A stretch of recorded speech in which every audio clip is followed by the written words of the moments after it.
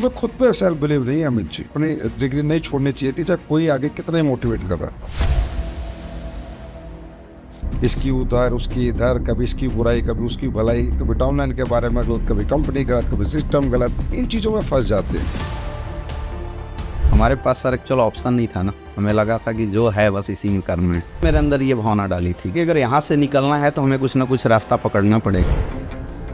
कई बार तो ऐसे होते थे कि रात को नींद नहीं आती, लगता था कि यार बहुत लाइफ का बहुत गलत डिसीजन ले लिया। नेगेटिव माहौल से, पॉलिटिक्स से, जो इतनी नेगेटिव चीज़ों सबसे दूर कैसे रख पाते हो? डायरेक्ट सेलिंग को एक्सेप्ट करने में मुझे 2 साल लग गए। वो संस्था में वो ताकत नहीं थी जो हमें आगे बढ़ा सके। जब हम वहां तक पहुंचने लगे तो जो पूरी पिक्चर थी वो खुल के आनी शुरू हो गई। यहाँ सपोर्ट जैसा कुछ भी होता नहीं है। तो वो एक ऐसा मोमेंट था कि फिर मैं कभी इधर खींचा जा रहा था, कभी इधर खींचा जा रहा था। कई बार ऐसा लगता था कि शायद कोई ऐसा मौका होता कि मैं टर्न बैक कर जाता। वो एक दिन था सर कि मतलब मेरी आंखें खुली। एक्चुअल मुझे लगा कि मेरा इंडस्ट्री में जन्म आज हुआ है।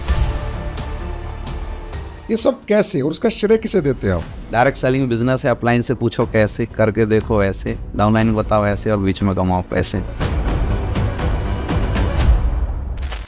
आज फिर एक बार हम स्वागत करते हैं आपका हमारे लीडिंग लीडर्स के इस पॉडकास्ट शो में, जिसका ध्येय है कि हमारे देश में हर व्यक्ति के अंदर लीडरशिप हो, भले ही वो किसी भी प्लेटफॉर्म पे काम कर रहा हो, क्योंकि लीडरशिप हर एक प्लेटफॉर्म पे उसके बेसिक मूल सिद्धांत सेम ही रहते हैं।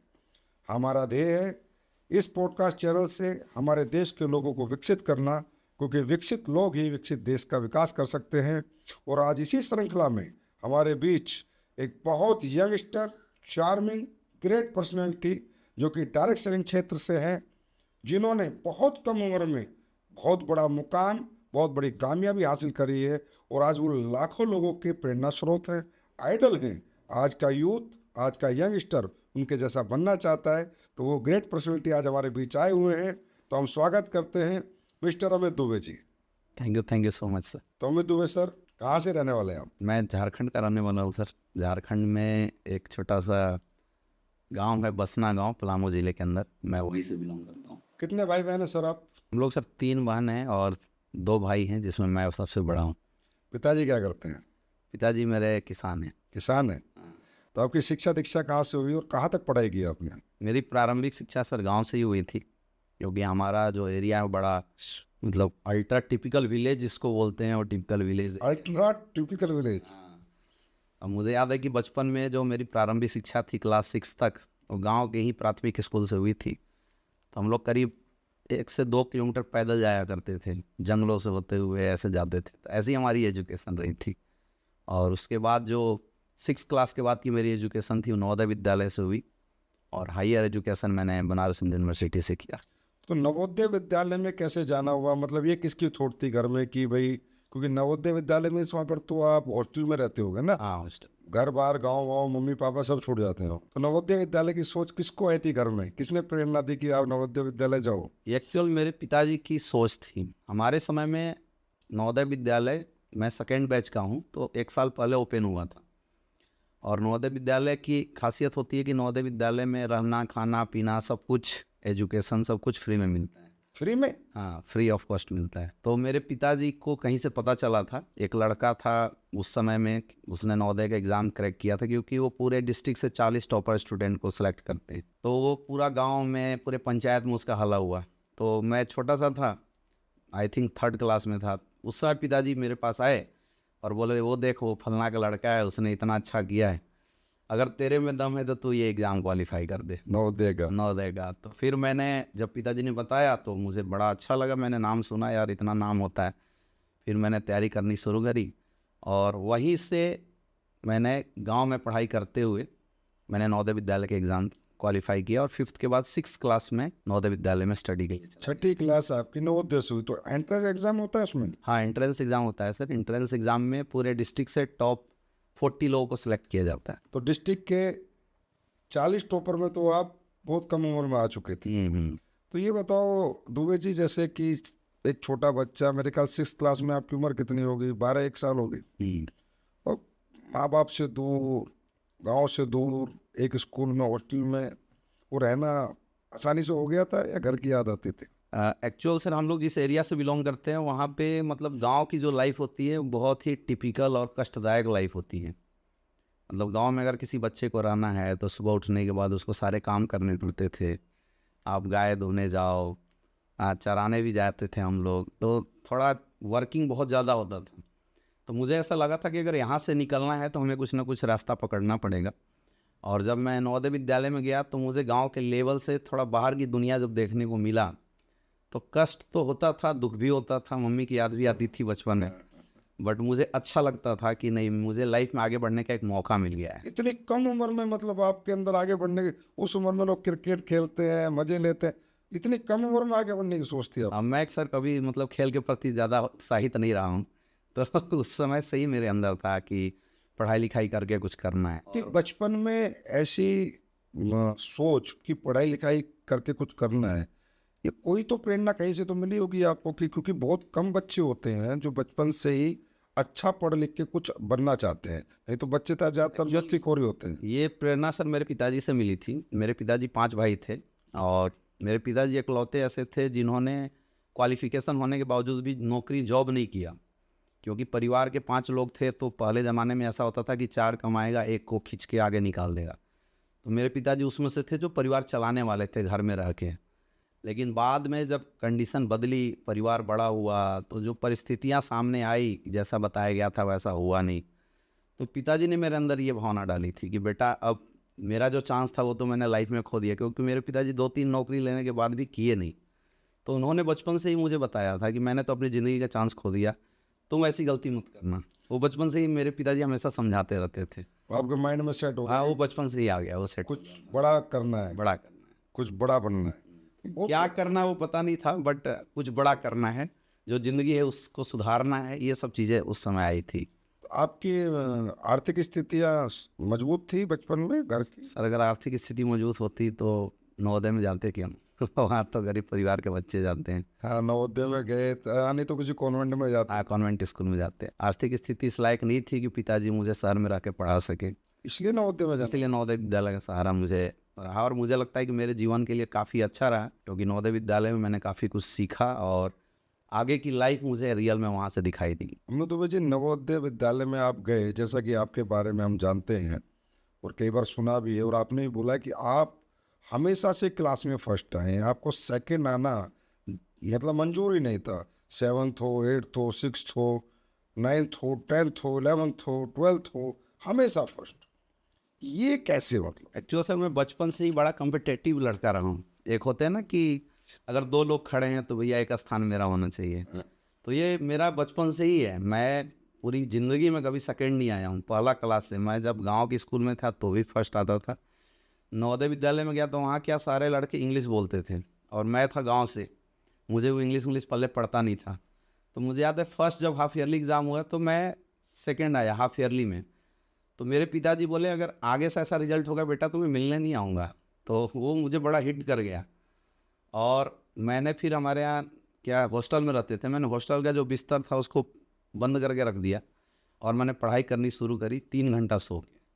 और जब फाइनल एग्ज़ाम हुआ तब मैं फर्स्ट आया, 98% मेरे नंबर आए थे। पिताजी का कुछ बहुत बड़ा रोल है। हाँ, हर बार जब आप कमजोर आ रहे हो तो पिताजी आ रहे हैं, पिक्चर में पिताजी आ जाते हैं, सेकंड में फिर पिताजी आ गए। तब से लेके आज तक सर मैं कभी सेकंड नहीं आया। नवोदय विद्यालय में मैं टॉपर स्टूडेंट रहा। उसके बाद नवोदय विद्यालय में कहाँ तक पढ़ाई हुई आपकी? मैंने 10th किया। 10th के बाद वहाँ क्या 2 ऑप्शन होते हैं अगेन, कि आप बाहर निकल के तैयारी करो या तो आप 11th-12th भी वहाँ से कर सकते हो। हमारी फाइनेंशियल कंडीशन, मेरी दीदी की शादी हुई थी तो उस तरह से सपोर्ट नहीं किया। पिताजी बोले यार पढ़ा तो सकता हूँ, बट तो जब मैंने उनके जुबान से सुना और मैं भी बड़ा होने लगा था तो मुझे लगा कि फिर मुझे 11th-12th वहीं से करना चाहिए। तो मैंने 11th-12th फिर लातेहार नवोदय में वहाँ से मैंने क्रॉस किया और वहीं से मैंने आगे करियर की तैयारी। हायर सेकेंडरी तक की पढ़ाई आपकी नवोदय में हुई है और वो भी फ्री ऑफ कॉस्ट हुई। हाँ, फ्री ऑफ कॉस्ट। तो 12th में क्या सब्जेक्ट था आपके पास? 12th में सर मेरे पास फिजिक्स, केमिस्ट्री, बायो और मैथ भी था। मैथ भी था? मैं पूरे संभाग का, पटना संभाग था हमारा, मैं संभाग का इकलौता स्टूडेंट था जिसकी वजह से 2 एग्ज़ाम होते थे, क्योंकि मेरे पास मैथ और बायो दोनों हुआ करते थे। हाँ, मैथ लेने का मतलब इंजीनियर बनना है, बायोलॉजी लेने का मतलब डॉक्टर बनना है। तो आप क्या बनना चाहते थे? मैं बनना चाहता था सर डॉक्टर, और मेरे पिताजी इंजीनियर बनाना चाहते हैं, क्योंकि उस समय इंजीनियरिंग का बड़ा क्रेज था। मतलब पिताजी डॉक्टर तो इसलिए आपने मैथ ले लिया, और आप बनना चाहते हो डॉक्टर तो आपने बायोलॉजी ले लिया। बायोलॉजी ले लिया। वाह, what a great story dear, मजा आ गया, बड़ी गजब स्टोरी है। हमने सोचा कि उनकी भी बात रह जाए और हमारा भी जो सपना है, क्योंकि मेडिकल पढ़ाई में बहुत ज़्यादा खर्चे होते हैं, और मेरा जिद था अंदर से मुझे डॉक्टर बनना है, और पिताजी का था कि नहीं भाई इसको इंजीनियर बनाना है। तो मैंने इसीलिए 11th-12th में दोनों ही ले लिया। तो डॉक्टर बनने के लिए एक एग्जाम क्वालिफाई करना पड़ता है, CPMT PMT pre medical test वो जो होते हैं, तो उसे क्वालिफाई किया आपने? हाँ, मैंने फर्स्ट अटेम्प्ट में ही क्वालिफाई किया था। फर्स्ट अटेम्प्ट में? 12 के बाद without any preparation, without any तैयारी, मैंने PMT के एग्जाम ये जो कोटा में आजकल कोचिंग होती है, बहुत सारे बड़े बड़े इंस्टीट्यूट की हैं, जरूरत मुझे नहीं पड़ी। क्या ब्रिलियंट। मैं नवोदय में ही तैयारी किया था और वहीं से मैंने क्वालिफाई किया। नवोदय का बच्चा 12th क्लास के बाद CPMT PMT में सेलेक्ट होके डॉक्टर बन जाए पहले अटेम्प्ट में, सर ये अपने आप में मेरे हिसाब से रिकॉर्ड है। बहुत ही कम बच्चे, मतलब ना के बराबर बच्चे देश में ऐसा कर पाते हैं, और जो कमाल आपने किया। हमारे पास सर एक्चुअल ऑप्शन नहीं था ना कि हम बाहर तैयारी कर सकें, तो हमें लगा था कि जो है बस इसी में करना है। कमाल कर दिया। पर आपने फिर कहाँ पर एडमिशन मिला आपको? फिर वहाँ से सर मेरे पास 2-3 कॉलेज मिले थे, मैंने एडमिशन लिया BHU के अंदर, बनारस हिंदू यूनिवर्सिटी। क्या कह रहे हैं आप? PHU, बनारस हिंदू यूनिवर्सिटी में एडमिशन का मतलब है, इसका मतलब आपने उस टेस्ट में भी टॉप किया है? मैं 3 टेस्ट में निकाला था। एक तो हमारा सेंट्रल होता था, वो टेस्ट थी। दूसरा हमारा होता था जिसमें RMCH मिलता था, और तीसरा था BHU का। ये तीनों टेस्ट मैंने क्वालिफाई किए। BHU में एडमिशन मिलना तो अपने आप में ड्रीम है। और वो भी सर BHU इसलिए सेलेक्ट किया क्योंकि BHU में जो पढ़ाई होता है वो फ्री ऑफ कॉस्ट होता है, वहाँ ज़्यादा पैसे नहीं लगते। वो भी आपने फ्री में पढ़ने के लिए select? हाँ, मतलब पढ़ाई कम होते हैं बाकी के बनिस्पत, वहाँ बहुत कम खर्चे होते BHU मुझे ड्रीम है बच्चों का कि हम वहाँ के इंजीनियर बने, यहाँ के डॉक्टर बने, क्योंकि BHU के डॉक्टर बन के लोग सीधा US जाते हैं। BHU के ही आज इंडिया नहीं, इंडिया के जितने वर्ल्ड के टॉपर रैंक्स हैं, चाहे वो इंजीनियर के, साइंटिस्ट के, डॉक्टर के, BHU स्टूडेंट बैठा हुआ है। हैं। जी।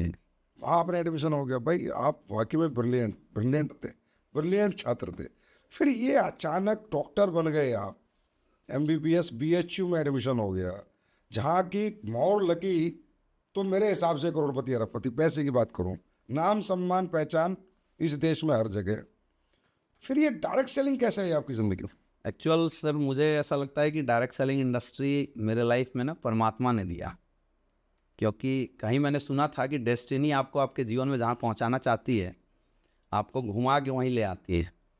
तो ऐसे ही मेरे साथ हुआ था। मतलब मैं BHU में एडमिशन लेने जा रहा था, और मैं अपने रिलेटिव्स के यहाँ रुका था, तो वहीं एक अनजान इंसान के माध्यम से मुझे डायरेक्ट सेलिंग इंडस्ट्री का प्लान देखने का मौका मिला। ना मुझे इंडस्ट्री के बारे में कुछ जानकारी थी, ना मुझे ऐसा था कि मैं करूँगा, ऐसा कुछ भी पता नहीं था। डॉक्टर बना हुआ बच्चा, MBBS करा और हुआ, मैं अंदर से ईगो में भरा हुआ था, भाई डॉक्टर बनने वाले हैं। वो भी BHU के। तो उसने मुझे प्लान समझा दिया, और उसने बताया कि कोई प्रोडक्ट कुछ भी नहीं बेचना होता है, बस जोड़ना होता है। तो जोड़ लोगे तो पैसे आ जाएगी। अब इसकी वजह, एग्जैक्ट वजह जो है वो मैं अभी बताता हूँ। एग्जैक्ट इसकी वजह क्या थी कि जैसे मुझे ऐसा लगा कि जब मैं एडमिशन करवाऊँगा तो मुझे पैसे तो कमाने पड़ेंगे, किताब खरीदने के लिए, एंट्रेंस के लिए, और प्रैक्टिकल बहुत सारे महंगे वहाँ पे परचेज़ करने होते हैं, बुक्स वगैरह। तो मैं सोचा कि आइदर मैं एडमिशन के बाद पार्ट टाइम में कोचिंग पढ़ाऊँगा। तो जब ये इंडस्ट्री मेरी लाइफ में आया तो मैंने ऐसी सोच के ज्वाइन कर लिया था कि पार्ट टाइम में जो मैं कोचिंग पढ़ाऊँगा, महीने में 2-4 लोगों को जोड़ दूंगा तो 5,000 आ जाएंगे, तो मेरी पढ़ाई अच्छी हो जाएगी। मतलब डॉक्टरी की पढ़ाई को करने के लिए जो आपको एक्सपेंसेस चाहिए थे, हाँ, वो आपके डायरेक्ट सेलिंग से निकल जाए, इसलिए आप बस direct बस selling- उद्देश्य उस समय यही था। उस समय यही उद्देश्य। उस समय वही था। तो आपका वो उद्देश्य पूरा हुआ कि साथ साथ कुछ एक्स्ट्रा इनकम और साथ साथ पढ़ाई, दोनों काम कर लिया आपने ठीक से? एक्चुअल फर्स्ट ईयर में सर ऐसा हुआ कि फर्स्ट ईयर में इतना प्रेशर था कि ना मैं इधर कर पा रहा था, ना मैं उधर कर पा रहा था, ऐसी सिचुएशन बन गई थी। फिर धीरे धीरे इंडस्ट्री समझ में आने लगी, और इस इंडस्ट्री में क्या हुआ कि मैं एक शो में चला गया मेरठ के अंदर, और वहाँ मैंने जब शो देखा, छुट्टी में गया था, तो वहाँ मैंने देखा कि एक ऐसी बंदा आर्मी का आया हुआ था, उसको वो जो इज्जत मान सम्मान ऐसा मिल रहा था, तो मैंने देखा तो मेरा फ्यूज़ उड़ गया। मैं बोला यार मैं डॉक्टर बनने वाला हूँ, इतनी बड़ी इज्जत, रिस्पेक्ट, मान सम्मान क्या है, हमें तो नहीं मिलता, और ये एक आर्मी के पर्सन है, इनको रिसीव करने के लिए मैंने देखा 150-200 लोग आए हैं, मैं उनके पास जाके फ़ोटो तक नहीं खिंचवा पाया। तो वो एक ऐसा मोमेंट था जिसने मतलब थोड़ा सा मुझे इस इंडस्ट्री के प्रति ज़्यादा जो मेरी जो झुकाव थी उसको बढ़ाया इस इंडस्ट्री के प्रति। और वो समय फिर ऐसा आया कि फिर मैं कभी इधर खींचा जा रहा था, कभी इधर खींचा जा रहा था। ऐसा लग पढ़ाई में बिजी होता तो इंडस्ट्री छूट रही थी, और इंडस्ट्री में आता तो ये पढ़ाई छूट रही थी। हाँ, ऐसी सिचुएशन उस समय मैंने फेस करना शुरू कर दिया था फर्स्ट ईयर के अंदर। ये सेकंड ईयर? फिर सेकंड ईयर में तो कंडीशन ऐसा बन गया कि मेरा डायरेक्ट सेलिंग के प्रति झुकाव ज़्यादा होने लगा। और उसकी एक और दूसरी वजह बनी कि पार्ट टाइम में ही काम करने से बहुत सारे ऐसे लोग थे जिन्होंने मेरे साथ करियर लगा दिया। कई मेरे फ्रेंड थे मेचुक के अंदर, अलग संभाग के फ्रेंड थे, उन लोगों को मैंने बिजनेस के अंदर ले आया और उन्होंने मेरे से सवाल पूछा कि यार क्या वाकई में इसमें करियर है? तो मैंने जो उसमें बोल दिया हाँ जी बहुत बड़ा करियर। वो पढ़ाई छोड़ के आ गए। कई ऐसे लोग थे जो आर्मी में जॉब करते थे, उन्होंने मेरे से बोला कि क्या इसमें करियर है? तो मैंने बोला हाँ करियर है। तो वो सरकारी नौकरी छोड़ के आ गए मेरे कहने पे। तो ये एक ऐसा पॉइंट था जिसने मतलब मुझे ये सोचने के लिए मजबूर किया कि अब एक तो हम खुद की करियर देखें, या ये इतने सारे लोगों की गलती से जो मैंने करियर लगवा दी है। क्योंकि दैट टाइम मैं इंडस्ट्री के बारे में बहुत ज़्यादा नहीं जानता था, बहुत गहराई भी नहीं जानता। दूसरा साल था आपका? हाँ, तो सेकेंड ईयर में, और बहुत इसको डीपली मेरे पास नॉलेज नहीं थी, मैं सीख रहा था दैट टाइम। लेकिन जब लोगों ने, इतने सारे लोगों ने करियर लगा दिया, तब मुझे एक चीज़ महसूस हुआ कि शायद ऊपर वाले ने मेरी नियति कुछ और लिखी है।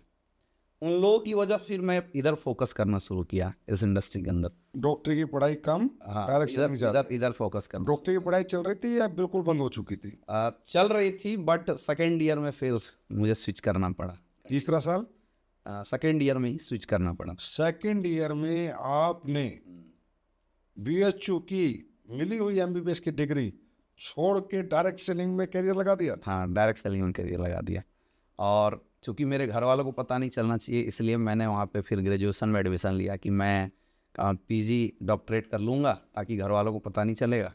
मैंने घर वालों को बताया भी नहीं। अच्छा, मेरे पिताजी जब आते थे मिलने तो सोचते थे 5 साल में बेटा एमबीबीएस करेगा, और मैं डायरेक्ट सेलिंग की तरफ शिफ्ट हो गया। मैं डायरेक्ट सेलिंग को ध्यान देने लगा, सीखना शुरू कर दिया, काम करना शुरू कर दिए। ऐसी ही कहानी थी ये शुरुआती दौर। शुरू में तो बड़ी प्रॉब्लम आई होगी, नया फील्ड, नए तौर तरीके डायरेक्ट सेलिंग के, तो नए सब्जेक्ट्स। जो तो आप ब्रिलियंट स्टूडेंट थे तो जल्दी ग्रैब कर गए हो गए आप? नहीं, मुझे बहुत दिक्कत हुई सर। डायरेक्ट सेलिंग को एक्सेप्ट करने में मुझे 2 साल लग गए। और हाल की मैंने कैरियर लगाई थी, फिर भी ये इंडस्ट्री मुझे एक्सेप्ट करने में बड़ा टाइम लगा, क्योंकि मैंने कैरियर कुछ और चूज़ किया था। मैं वो पढ़ाई कर रहा था, बट जब यहाँ इस इंडस्ट्री को देखा तो हमने तो सुपरफिशियल देखा था, इंटरनली देखा नहीं था। तो मैंने अपनी कैरियर स्विच तो कर ली थी, बट जब आने के बाद इसमें प्रॉब्लम आनी शुरू हुई, दिक्कत आनी शुरू हुई। अच्छा, मैं एक ऐसा लीडर था जो विदाउट अपलाइन काम कर रहा था।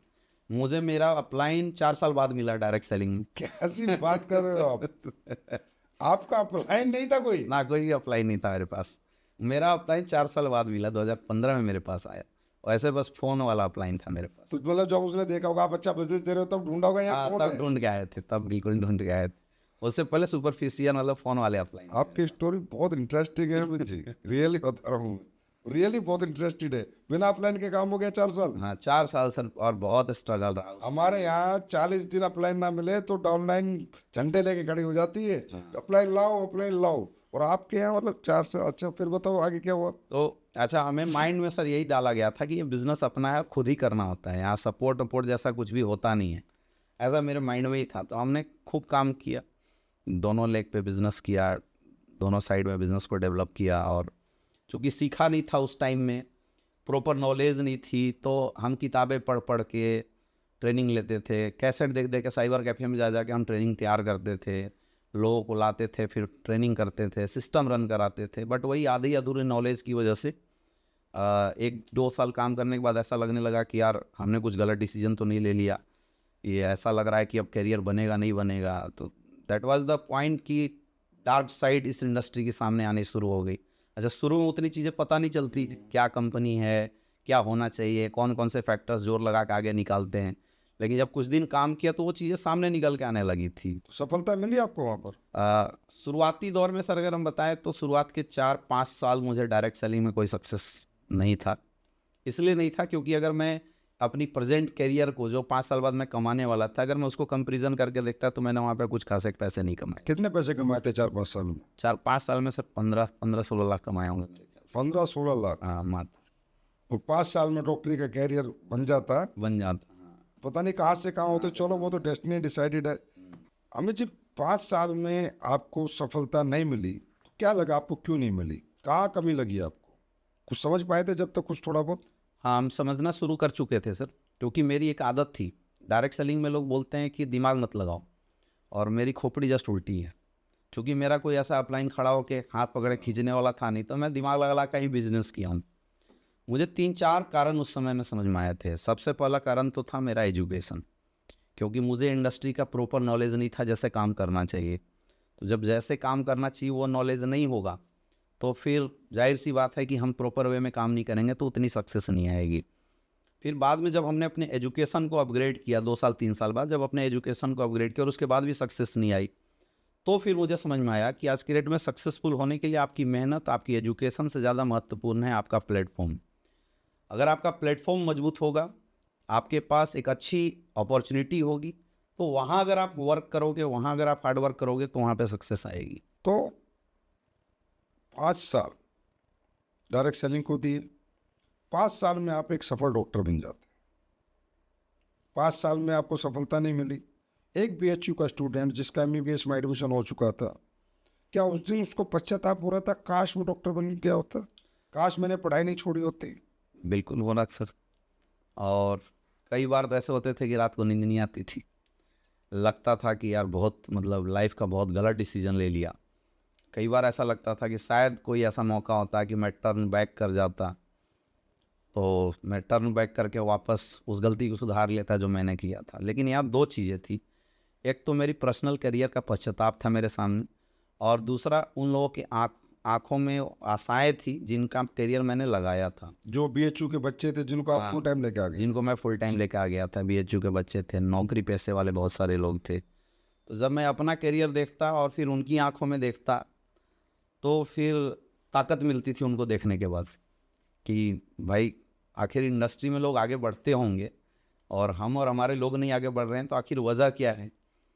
तो वो चीज़ थी जो अंदर से ताकत देती थी फाइट करने की। और हमें ऐसा लगता था कि चूँकि मैं वाराणसी में बिज़नेस कर रहा था और मैं काशी विश्वनाथ का बड़ा भक्त हूँ, तो मुझे ऐसा लगता था कि बाबा कोई ना कोई रास्ता ज़रूर दिखाएगा। मतलब मैदान में खड़े थे, रास्ता नहीं पता था कहाँ चलना, रास्ता असर नहीं पता था, क्या करना है, अब क्या जाना है।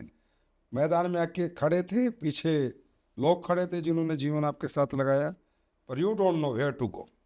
तो फिर एस्क्लेपियस वेलनेस कैसे ही अचानक आपकी ज़िंदगी? जो सर इसकी एक बड़ी अच्छी कहानी है कि मैं जब लगभग 5 साल मुझे हो गए, 11, 12, 13, 14, 15, तो 2015 में मेरे अपलाइन मेरे से मिलने आए, डॉक्टर शिव कुमार सर मेरे से मिलने आए।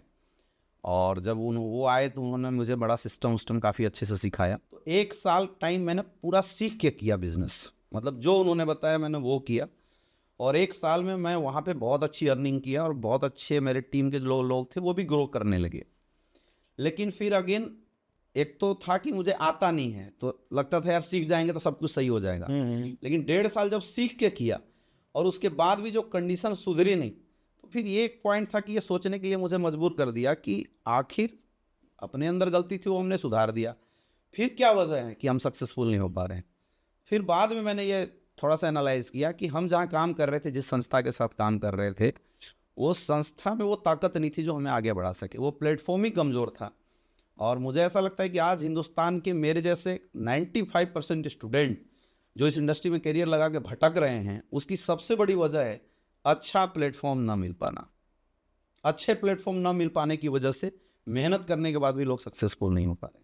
और ये मैं पकड़ गया था, क्योंकि जिस कंपनी के साथ हम लोग काम करते थे उस कंपनी के पास ना प्रोडक्ट अच्छे थे, ना पे आउट सिस्टम उतना स्ट्रॉन्ग था, साथ ही कंपनी का मैनेजमेंट इस टाइप से था कि we can not access toward the admin of the company. तो ये चीज़ें मुझे गैप समझ में आने लगा धीरे धीरे। अच्छा, जब हम लोग छोटे लेवल पे थे तो हम कभी भी कंपनी के सीनियर लेवल को कभी भी पकड़ नहीं पा रहे थे कि क्या हो रहा है नहीं हो रहा है। बट जब 4 साल 5 साल बाद हमारी भी पोजीशन अच्छी हुई, तो जब हम वहाँ तक पहुँचने लगे तो जो पूरी पिक्चर थी वो खुल के आनी शुरू हो गई।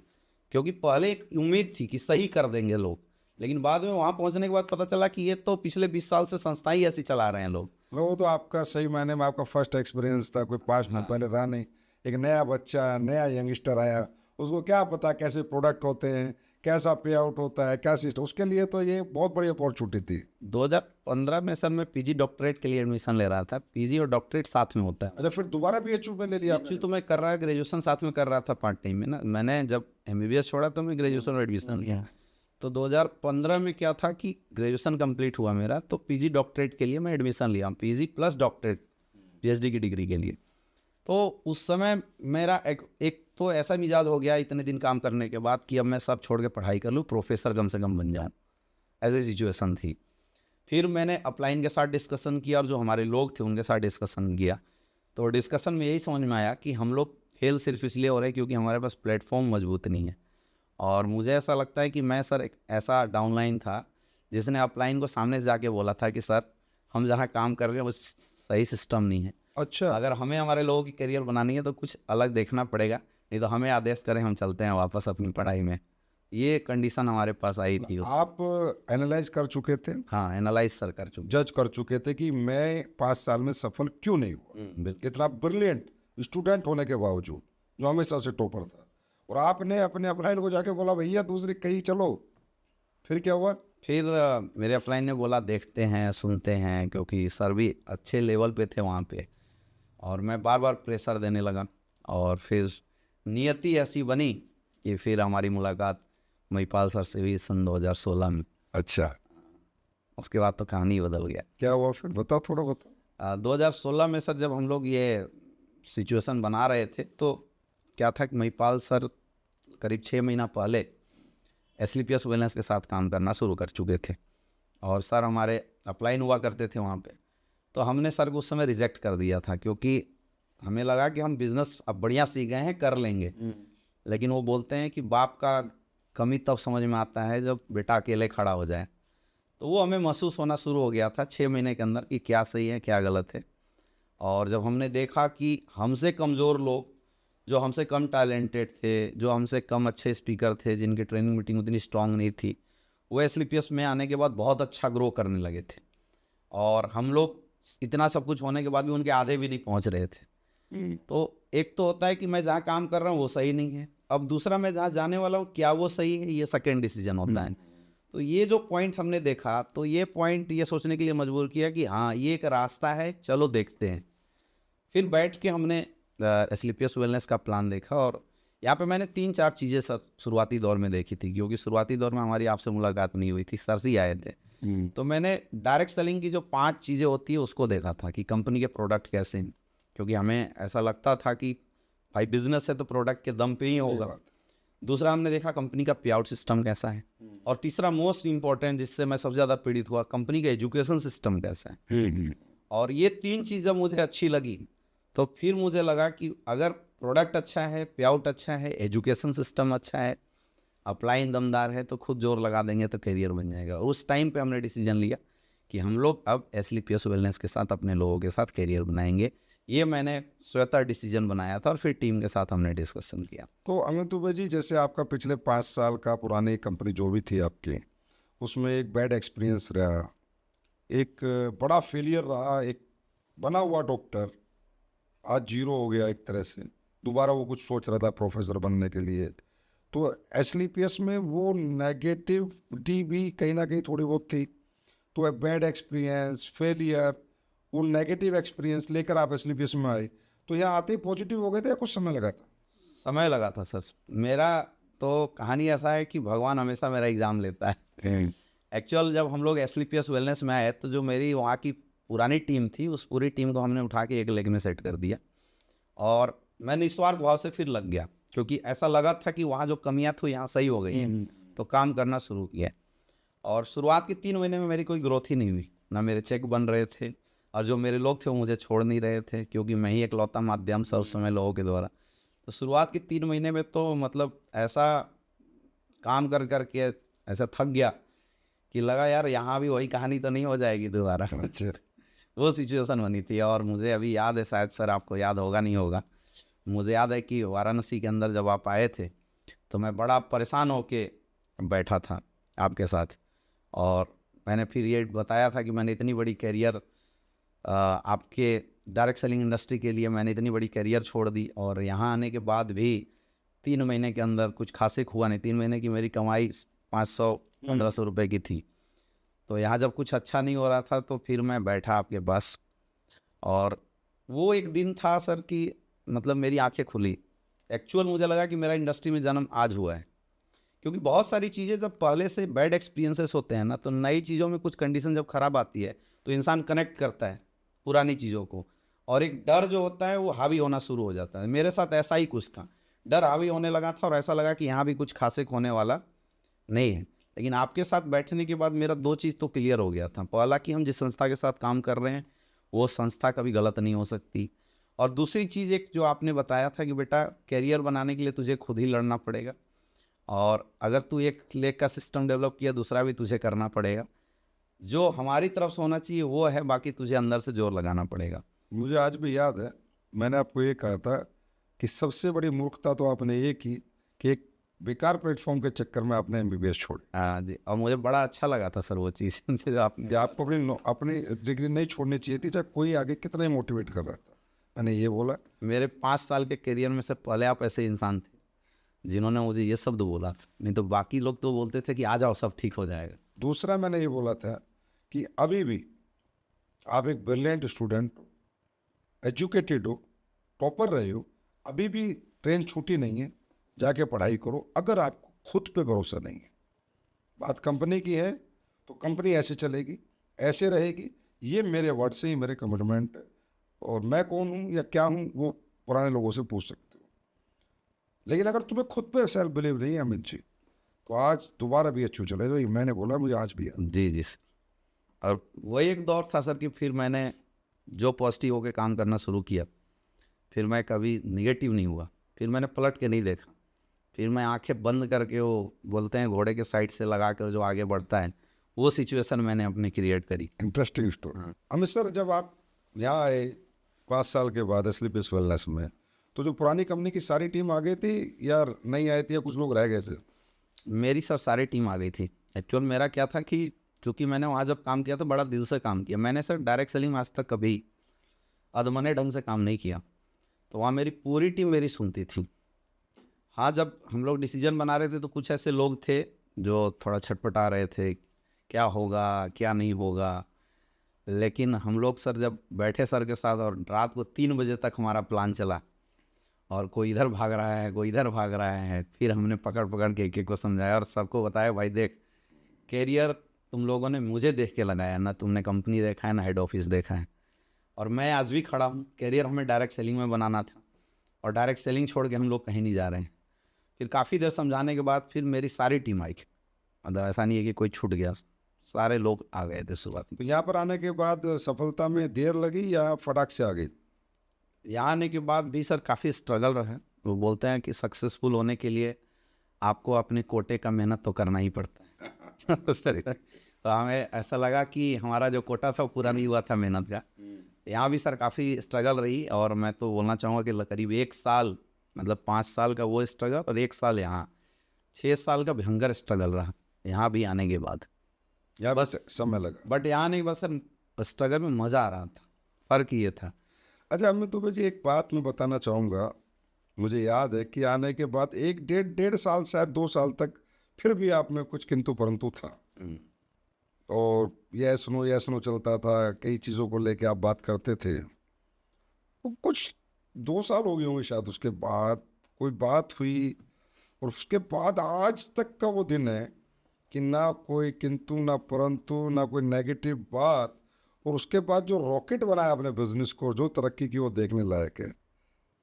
क्या बदलाव हो गया था 2 साल बाद कि आज तक आपने फिर वो सब कुछ छोड़ दिया? जब मैं आया था सर तो मेरे दिमाग में ना कंडीशनल नेटवर्किंग चला गया था। कंडीशनल नेटवर्किंग मतलब एक लेग मैं चलाऊंगा, दूसरा लेग अपलाइन चलाएगा। अच्छा। मेरे अंदर एक्सपेक्टेशन बड़ी ओवर भर गई थी।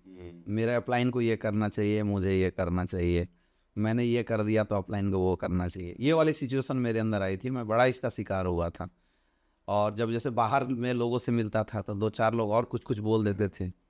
अब हम लोग उतने मैच्योर उस टाइम में थे नहीं, तो ये चीज़ें दिमाग में भर जाती थी। जैसे मेरे साथ क्या हुआ कि हम आए तो हमारी पूरी टीम एक साइड में आई, तो वो लेग मेरा बहुत अच्छा चल गया। SGO, SO, SO से फिर जब आपसे मुलाकात हुई तो फिर हमने SGO यानी दूसरा लेग को चलाया, तो दूसरा लेग बहुत अच्छा चला गया।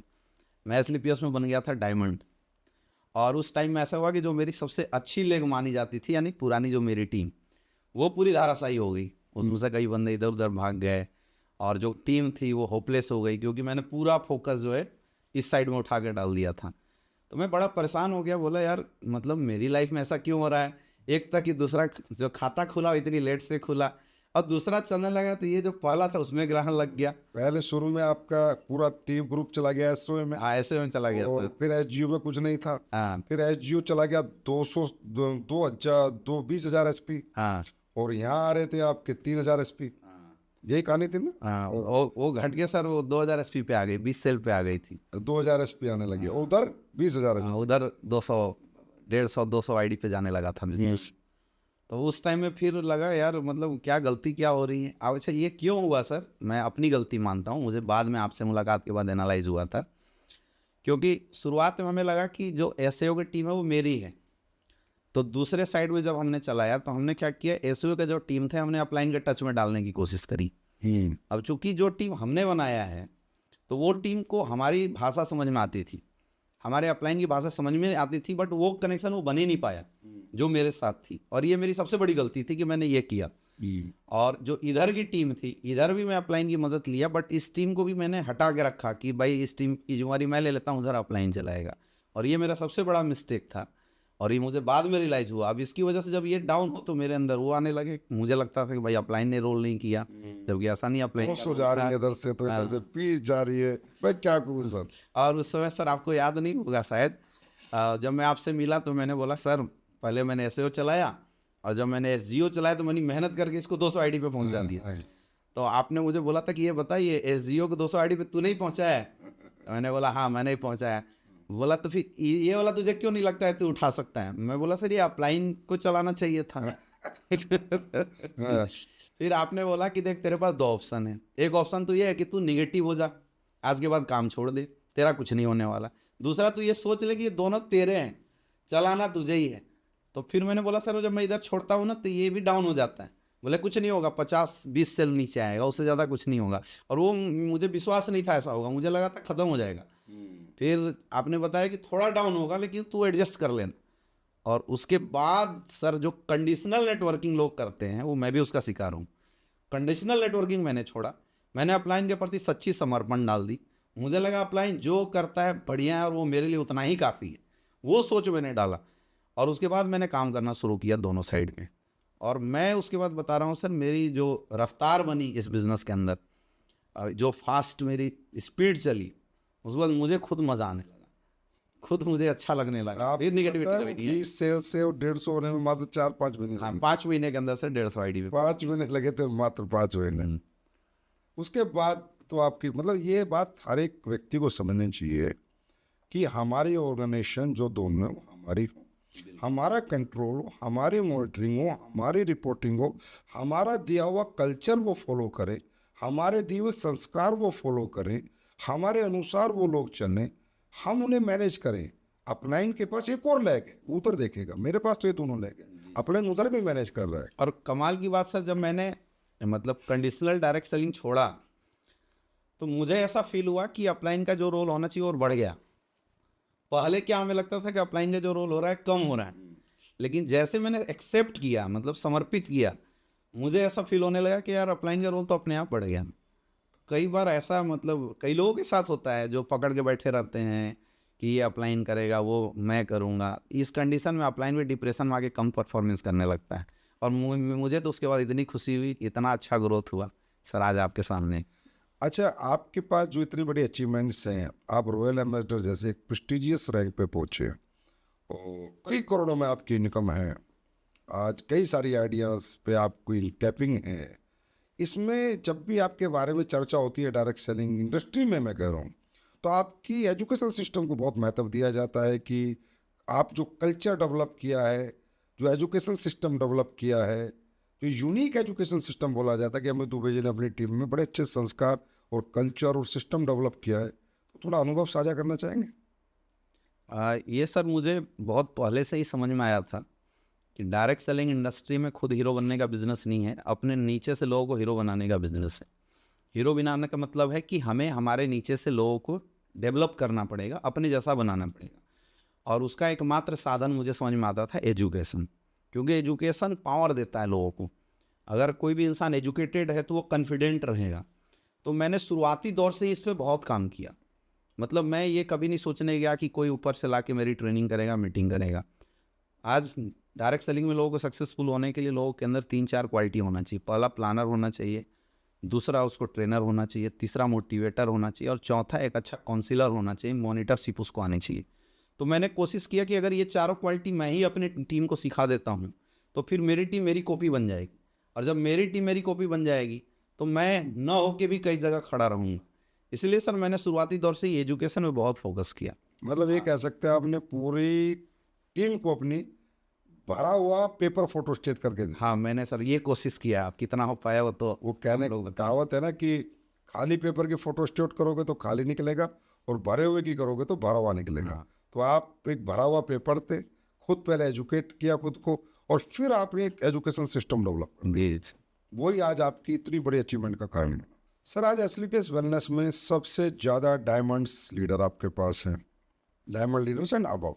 लग्जरी कार भी आप ही के ग्रुप में है, अचीवमेंट्स भी आप ही के ग्रुप में है, यंगस्टर्स भी सबसे ज़्यादा अचीवर आप ही के ग्रुप में है। ये सब कैसे, और उसका श्रेय किसे देते हैं आप?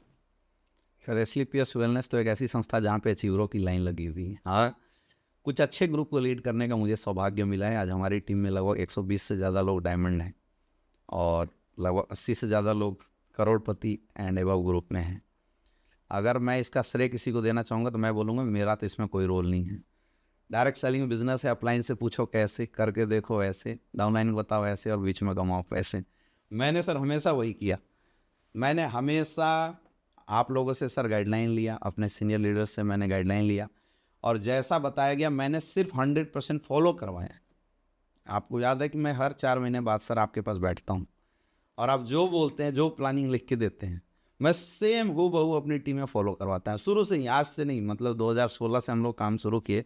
3 महीने बाद सर हमारी पहली मुलाकात थी, और करीब 6 महीना बाद ऑफिशियली मुझे आपके साथ कनेक्ट होने का मौका मिला। तो आपने जो आज तक मुझे गाइडलाइन दिया सर, मैंने वही किया। मेरे upline Shri Kumar sir, Mahipal sir ने मुझे जो बताया मैंने वही किया है। तो इसमें रोल हमारा नहीं है, हम तो मात्र एक नाम है। इसमें रोल हमारे ग्रेट अपलाइंस का है, और हमारी जो टीम है उन्होंने मुझे बहुत अच्छे से फॉलो किया। जब जब ट्रेनिंग की बात थी वो लोग सामने आए, जब जब वर्किंग स्ट्रेटजी की बात थी जो हमने बना के दिया, लोगों ने फॉलो किया। अमित दुबे जी, आपको एक बात बताता हूँ, मेरा 18 साल का इस इंडस्ट्री का एक्सपीरियंस है। 18 साल में मैं एक पहला व्यक्तित्व ऐसा देख रहा हूँ इतनी कम उम्र का, क्योंकि आपकी अभी अंडर 30 एज है, जो इतने बड़े रैंक पे आने के बाद, इतना बड़ा अचीवर बनने के बाद, उसमें तनिक भी ईगो नहीं आया, घमंड नहीं आया। नहीं तो हमारे यहाँ पर ना जो ओवर 35 उनको कभी घमंड नहीं आता, क्योंकि वो धक्के खा के आए हैं। लेकिन जो 20 से 28-30 साल के बच्चे तो ऐसे सोचते हैं कि इन्होंने पूरी कंपनी उठा रखी है, इन्होंने अप्लाई का सिस्टम चला रखा है, इनकी वजह से दुनिया चल रही है, और ये हट जाएंगे तो सब खत्म हो जाएगा। इस लेवल का घमंड आ जाता है। हमें बहुत काउंसलिंग करनी पड़ती है, बच्चा बच्चा बैठ के समझाना पड़ता है, बेटा ऐसे मत करो, तुमने नई उम्र में तरक्की प्राप्त कर ली है, बर्बाद हो जाओगे। आप अपने आप को कैसे इन चीज़ों से, नेगेटिव माहौल से, पॉलिटिक्स से, घमंड, मतलब जो इतनी नेगेटिव चीज़ें, उस सबसे दूर कैसे रख पाते हो? घमंड सर उनको आता होगा जो धक्के नहीं खाए हैं। मैं तो सिर्फ एक ही चीज़ सोचता हूँ कि अगर मेरे में बहुत कुछ होता तो 5 साल में धक्के क्यों खा रहा था। और मैं बोलता हूँ कि मैं अगर बहुत बेकार होता तो यहाँ 7-8 साल में इतनी बड़ी अचीवमेंट क्यों आई। हर चीज़ों का एक रोल होता है। अगर हम लोग आज यहाँ पे बड़ी ग्रोथ किए हैं, इसमें सिर्फ मेरा रोल नहीं, और हम बोलते हैं कि हमारा तो रोल वो 10% का है। हाँ, यहाँ पे रोल किसने किया? अच्छे प्रोडक्ट ने किया, अच्छे पे आउट ने किया, अच्छी एजुकेशन सिस्टम ने किया, अपलाइनों की मेंटरशिप ने रोल करी। हमने तो 10% का काम किया। तो जब 90% काम कोई और कर रहा है, हम सिर्फ 10% अपना रोल कर रहे हैं, उसके बाद जब अचीवमेंट आ रही है तो सर घमंड आने का तो सवाल ही नहीं है। इसलिए मुझे कभी ऐसा नहीं लगा कि मैंने बहुत बड़ा मतलब कुछ कर लिया है, क्योंकि पास्ट को जब मैं देखता हूँ तो मैं समझ में आ जाता है कि बेटा तू कुछ नहीं है, ये माहौल, ये इकोसिस्टम अच्छा बना, इसलिए कुछ हो गया। हाँ, उसमें जो अपना एक छोटा सा रोल हो तो सबको कंट्रीब्यूट करना पड़ता है, लेकिन जो 90% काम है वो इकोसिस्टम ने किया, बाकी चीज़ों ने किया। तो सर मुझे नहीं लगता है कि इसमें फिर घमंड जैसी कोई बात आएगी। फ्यूचर में आएगा घमंड? सर कभी नहीं आएगा, ऐसे ही रहोगे? ऐसे ही रहेंगे। सर एक बहुत बड़ा रिकॉर्ड आपके नाम है, मैं पूरे फिगर नहीं जानता पर मैं इतना जानता हूँ, एक बार एक स्ट्रैटेजी बनी थी 10 के दम की, कि 10 के दम करेंगे 24 घंटे की, फिर लोगों ने 2 दिन के की, 1 घंटे की, कि भाई महीने में जितने भी लोग ज्वाइन होंगे उनको बुलाएंगे और एक रात एक दिन होटल में रखेंगे और उनको बेसिक ट्रेनिंग, थोड़ा मोटिवेशन, थोड़ा गाना बजाना करके उनको हमारे माहौल में डालने की कोशिश करेंगे। मतलब प्रॉपर पूरी ट्रेनिंग नहीं, पर एक 12 स्टेप ट्रेनिंग, थोड़ा प्लान, प्रेजेंटेशन, थोड़ा मोटिवेशन, थोड़ा हल्ला गुल्ला। और उससे क्या होगा कि जो नए नए लोग आए हैं ना, ज़्यादा लंबा हमसे दूर नहीं रहेंगे, हमसे चिपक जाएंगे। उसमें आपने 60-70 दिन, 80 दिन, पता नहीं कितने दिन आप लगातार घर से बाहर रहे थे। 3 महीने सर। वही पूछना चाह रहा हूँ। और आपने कई हजारों को खुद ट्रेनिंग, मतलब आपके पास उस टाइम पे बहुत सारी डाउनलाइन भी थी, अचीवर भी थी, पर खुद आपने पूरे 10 के दम के 24-24 घंटे के बैच निपटाए थे। क्या फिगर था सर? तो कितने दिन बाहर रहे थे?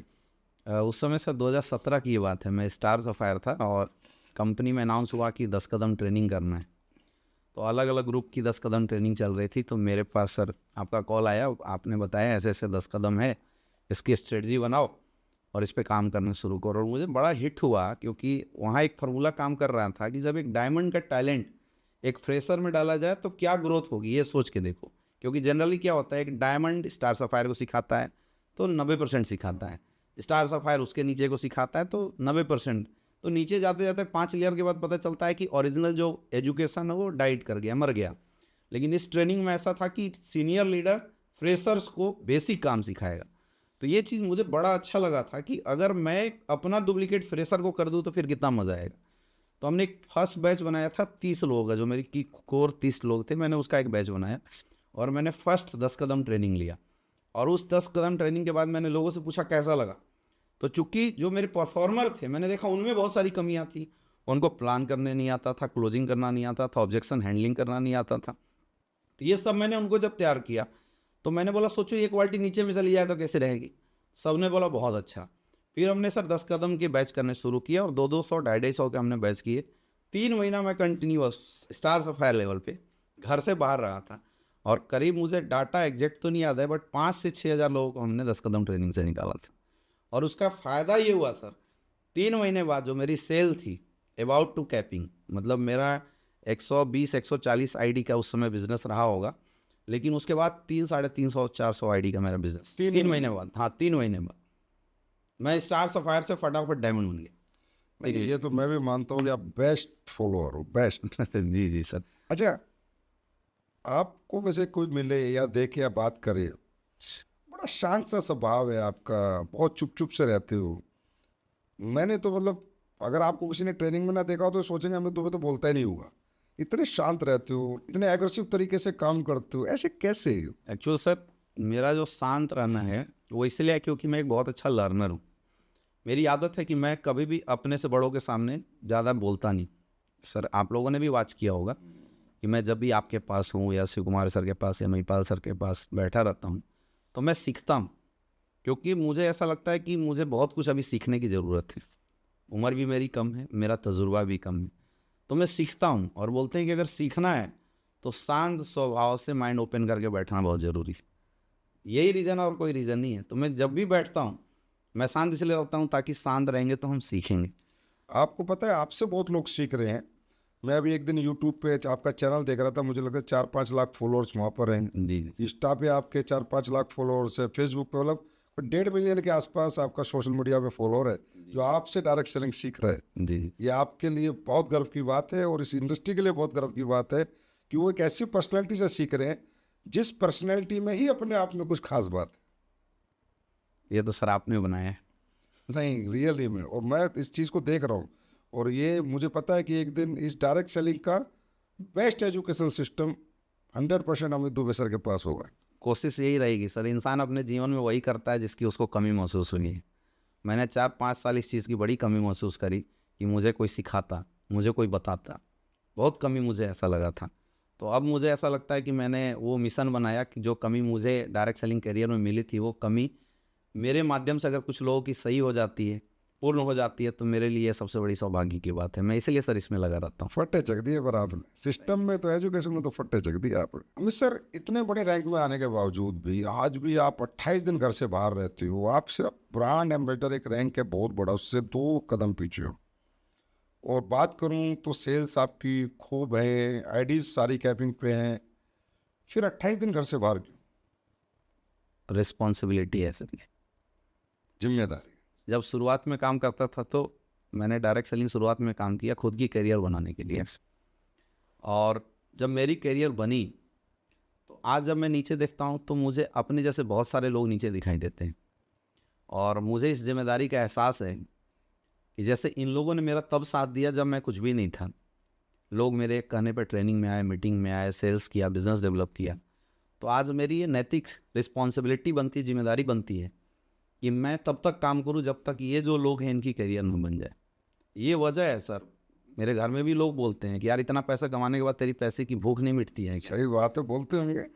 अब मैं उनको कैसे समझाऊं कि ये जो आज काम कर रहा हूं ये पैसे के लिए काम नहीं कर रहे हैं। आज सर जो काम कर रही वो अपनी रिस्पॉन्सिबिलिटी के लिए काम कर रहे हैं, जो लोगों के प्रति मेरी रिस्पॉन्सिबिलिटी ऊपर वाले ने दिया है।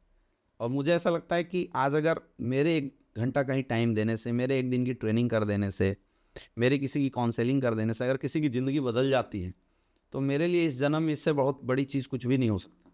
इसीलिए सर मैं लगातार आज बाहर रहता हूँ। और आप सही बता रहे हैं सर, लगभग 30 दिन में 28 दिन मैं दिखाई देता हूँ बाहर। मैं कभी घर पे गया और 2 दिन मुझे अगर कोई बोल देना कि ऐसे तू पड़ा रह, तो मैं पागल हो जाऊँगा। सिचुएशन ऐसी है। मुझे अच्छा लगता है लोगों के बीच में जाना। पैशन बन गया हाँ, आपका। पैसन है सर। मैं मतलब लोगों से मिलना, ट्रेनिंग करना, मीटिंग करना, काउंसलिंग करना, प्लान करना, ये सब मुझे अच्छा लगता है। अच्छा, मैं एक बात बड़े गर्व से कह सकता हूँ इस प्लेटफॉर्म से कि एस्क्लेपियस वेलनेस के लीडर्स जितनी मेहनत, उनके जितना सेक्रीफाइस, उनके जितना मार्केट में सपोर्ट, गारंटी दे सकता हूँ इस वर्ल्ड में किसी कंपनी के लीडर अपनी टीम को नहीं पूछा रहे। एस्क्लेपियस के लीडर ये हैं जो करोड़ों करोड़ों कमा के भी 28 दिन बाहर रह रहे हैं। ये मैं प्रैक्टिकली बता रहा हूँ, इसके मेरे पास डाटा है। क्योंकि मैं देखता हूँ और कंपनियों में थोड़े से पैसे कमाने के बाद घर पे रेस्ट, आराम, पोजीशन, और हमारा लीडर, फिर मैं पूछता हूँ अपने पैसे, नहीं सर लोगों के लिए। ये संस्कार आप लोगों में है, ये देख के बड़ा अच्छा महसूस होता है। ये संस्कार सर आप लोगों ने दिया है। आज जब हम लोग आपको देखते हैं दिन रात काम करते हुए तो कई बार तो हम लोग मोटिवेट हो जाते हैं। मैं खुद मोटिवेट होता हूँ। यार हमें तो सिर्फ सेल्स देखना है, आपको सर कंपनी देखना होता है, मैनेजमेंट देखना होता है, लाइजनिंग देखना होता है, सेल्स देखना होता है। जब आपको सर हम बाहर इस लेवल पे जाते हुए देखते हैं तो हमें लगता है मेरे 28 दिन तो कम है, 30 के 30 दिन भी रह जाए तो अपनी कम है। हमने ना एक ऐसा प्लेटफॉर्म चुन लिया जहाँ सिर्फ हमारी भविष्य नहीं, आम जनता का भविष्य है। तो ये तो भगवान सबको बनाता है। भगत सिंह को शहीद होने के लिए बनाया था, महात्मा गांधी को आंदोलन करने के लिए बनाया था, बापू को, जी, सरदार पटेल को जिम्मेदारी दी थी, अम्बेडकर को संविधान कि आप संविधान लिखो, डॉक्टर भीमराव अम्बेडकर को, सरदार पटेल को कहा पूरी रियासत इकट्ठी करके एक नए हिंदुस्तान का निर्माण करो। जिम्मेदारी दी है शायद भगवान ने हम लोगों को, अब ये निभानी पड़ेगी। अब हमारी पर्सनल लाइफ खत्म हो चुकी है, अब लोगों के लिए जीना पड़ेगा। और हम लोग सर इसको मरते दम तक निभाएंगे। ये गॉड सोच ब्लेस, अंदर आ गई है। God bless us, God bless every Asclepius direct seller. अच्छा, मैं तो भाई इस लेवल पे आने के बाद, इतना पैसा कमाने के बाद, जैसे मैं पहले ही पूछता हूँ कि आपकी कितनी आईडी कैपिंग पे? अभी सर 2 है। 2 कैपिंग पे प्रॉपर। रॉयल एम्बेसडर 1 पे रैंक है, दूसरी पे ब्लैक डायमंड, दूसरी पे ब्लैक डायमंड है। और आपके एक भाई भी हैं, उनकी भी कैपिंग है, अश्वनी दुबे। वो भी आप अपने छोटे भाई को भी धंधे में ले आए, उनको भी आपने इतना ट्रेंड किया। और ये बहुत बड़ी बात है कि आपका भाई आया और सीधा कैपिंग पे पहुंचा दिया, और आपने उसे बिल्कुल सपोर्ट नहीं किया। भी मुझे पता है, आप जाते भी नहीं उसकी टीम मीटिंगों में। तो ये भी एजुकेशन सिस्टम का ही कमाल है आपके कि आपने ऐसा एजुकेट कर दिया कि एक और अमित दुबे मार्केट में छोड़ दिया, जितने बहुत सारे तो आपने छोड़ ही रखे। 3 आईडी पे कैपिंग, इतनी बड़ी अचीवमेंट्स। इसके बावजूद मैंने देखा है कि जब भी कोई, क्योंकि देखो होता क्या, हमारा एक नेचर है कि जब पैसा और पावर आती है तो लोग पॉलिटिक्स करने लगते हैं।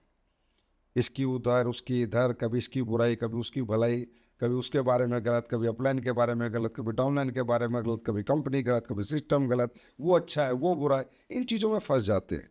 मैंने देखा है, मैं बहुत नज़दीकी से लोगों को वॉच करता हूँ, लोगों को लगता होगा संजय को कुछ नहीं पता, प्रैक्टिकल में सबको वॉच करता हूँ।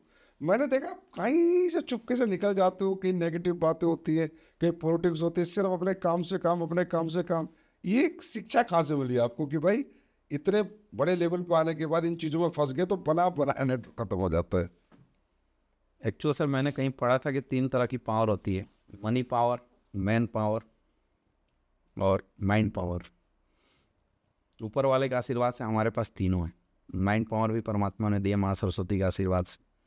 मनी पावर एसलीपीएस वेलनेस ने दिया और मैन पावर भी एसलीपीएस वेलनेस ने दिया। और जब भी किसी इंसान के अंदर पावर आती है तो बोलते हैं पावर ही पॉलिटिक्स को जन्म देता है।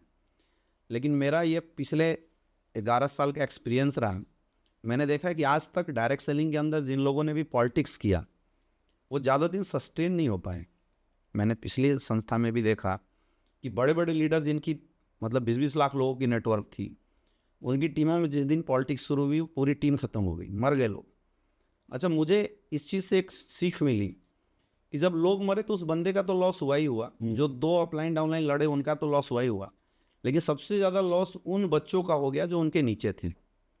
और ये मतलब मेरे माइंड में सर इम्पैक्ट करके बैठा हुआ है, क्योंकि हम अपनी ईगो की वजह से अपना करियर ख़राब कर सकते हैं, अपना नुकसान कर सकते हैं, लेकिन हमें ऊपर वाला कोई हक नहीं देता कि हम नीचे वाले की करियर ख़राब करें।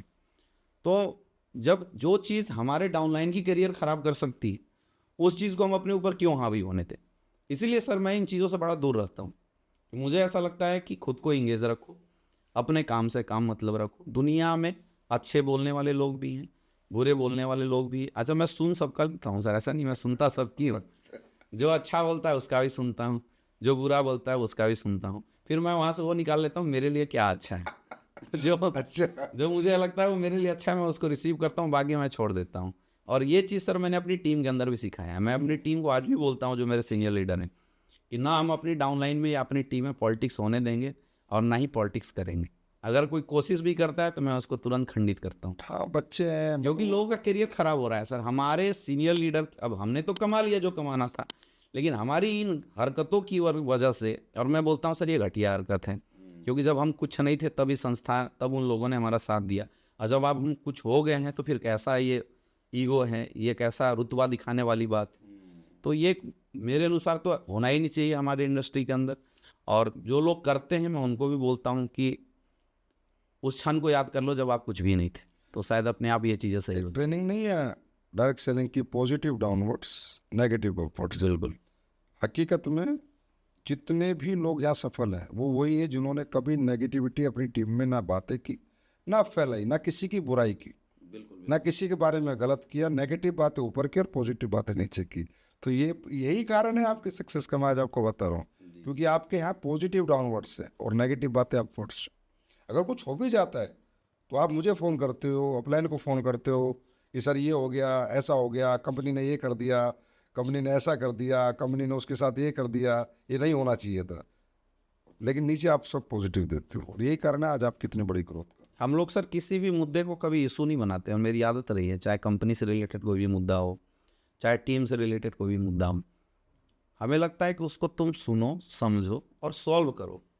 और अगर जो लगता है कि भाई ये तुम्हारे लेवल का नहीं है, तुम सॉल्व नहीं कर सकते, अपलाइन को दे दो, फिर वो ऊपर रिफ्लेक्ट करके रिलैक्स हो जाओ, ज़्यादा उसमें दिमाग नहीं लगाना चाहिए। मैंने यही किया है पिछले 8-8.5 साल मुझे एसलीपीएस में हो गया, 8.5 साल के करियर में सर मैंने यही किया। अच्छा, 100% आपको कोई स्ट्रेटेजी बताई जाती है तो आप 100 बहुत अच्छे लर्नर हो, उसे इम्प्लीमेंट करते ही करते हो। और मान लो अपलाइन नहीं पता ना भी करो तो अपलाइन क्या कर लेगा, कभी मन नहीं करता छोड़ना यार अपलाइन को, बोलने थे मुझे नहीं करना, बिल्कुल। मैं अपने हिसाब से चलूँगा, अब तो मैं रॉयल एम्बेसडर बन चुका हूँ।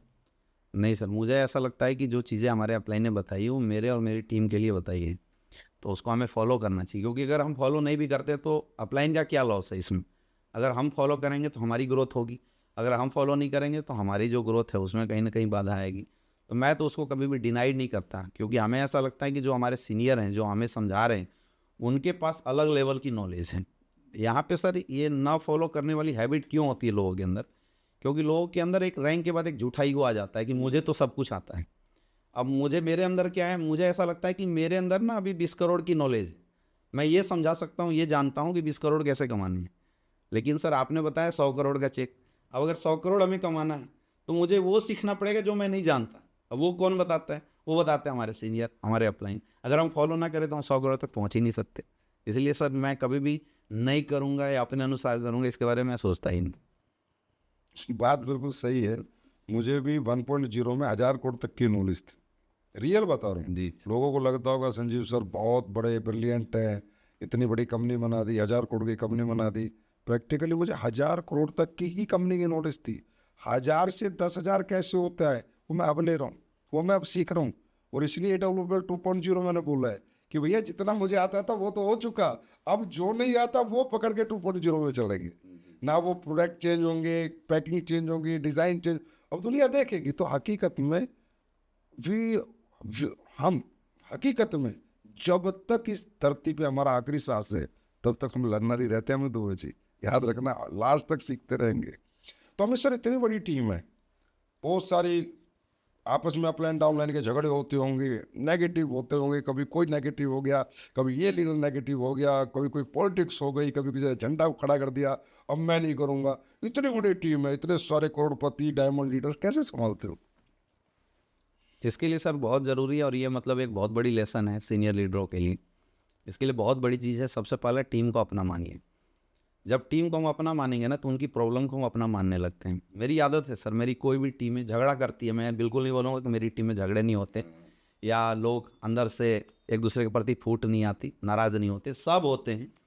और मैं तो बोलता हूँ सीनियर लेवल के लोग होते हैं, लेकिन मेरे पास जब भी आते हैं मैं पहले ये समझने की कोशिश करता हूँ कि ये जो काउज़ है, ये जो रीज़न इसके अंदर क्यों आया।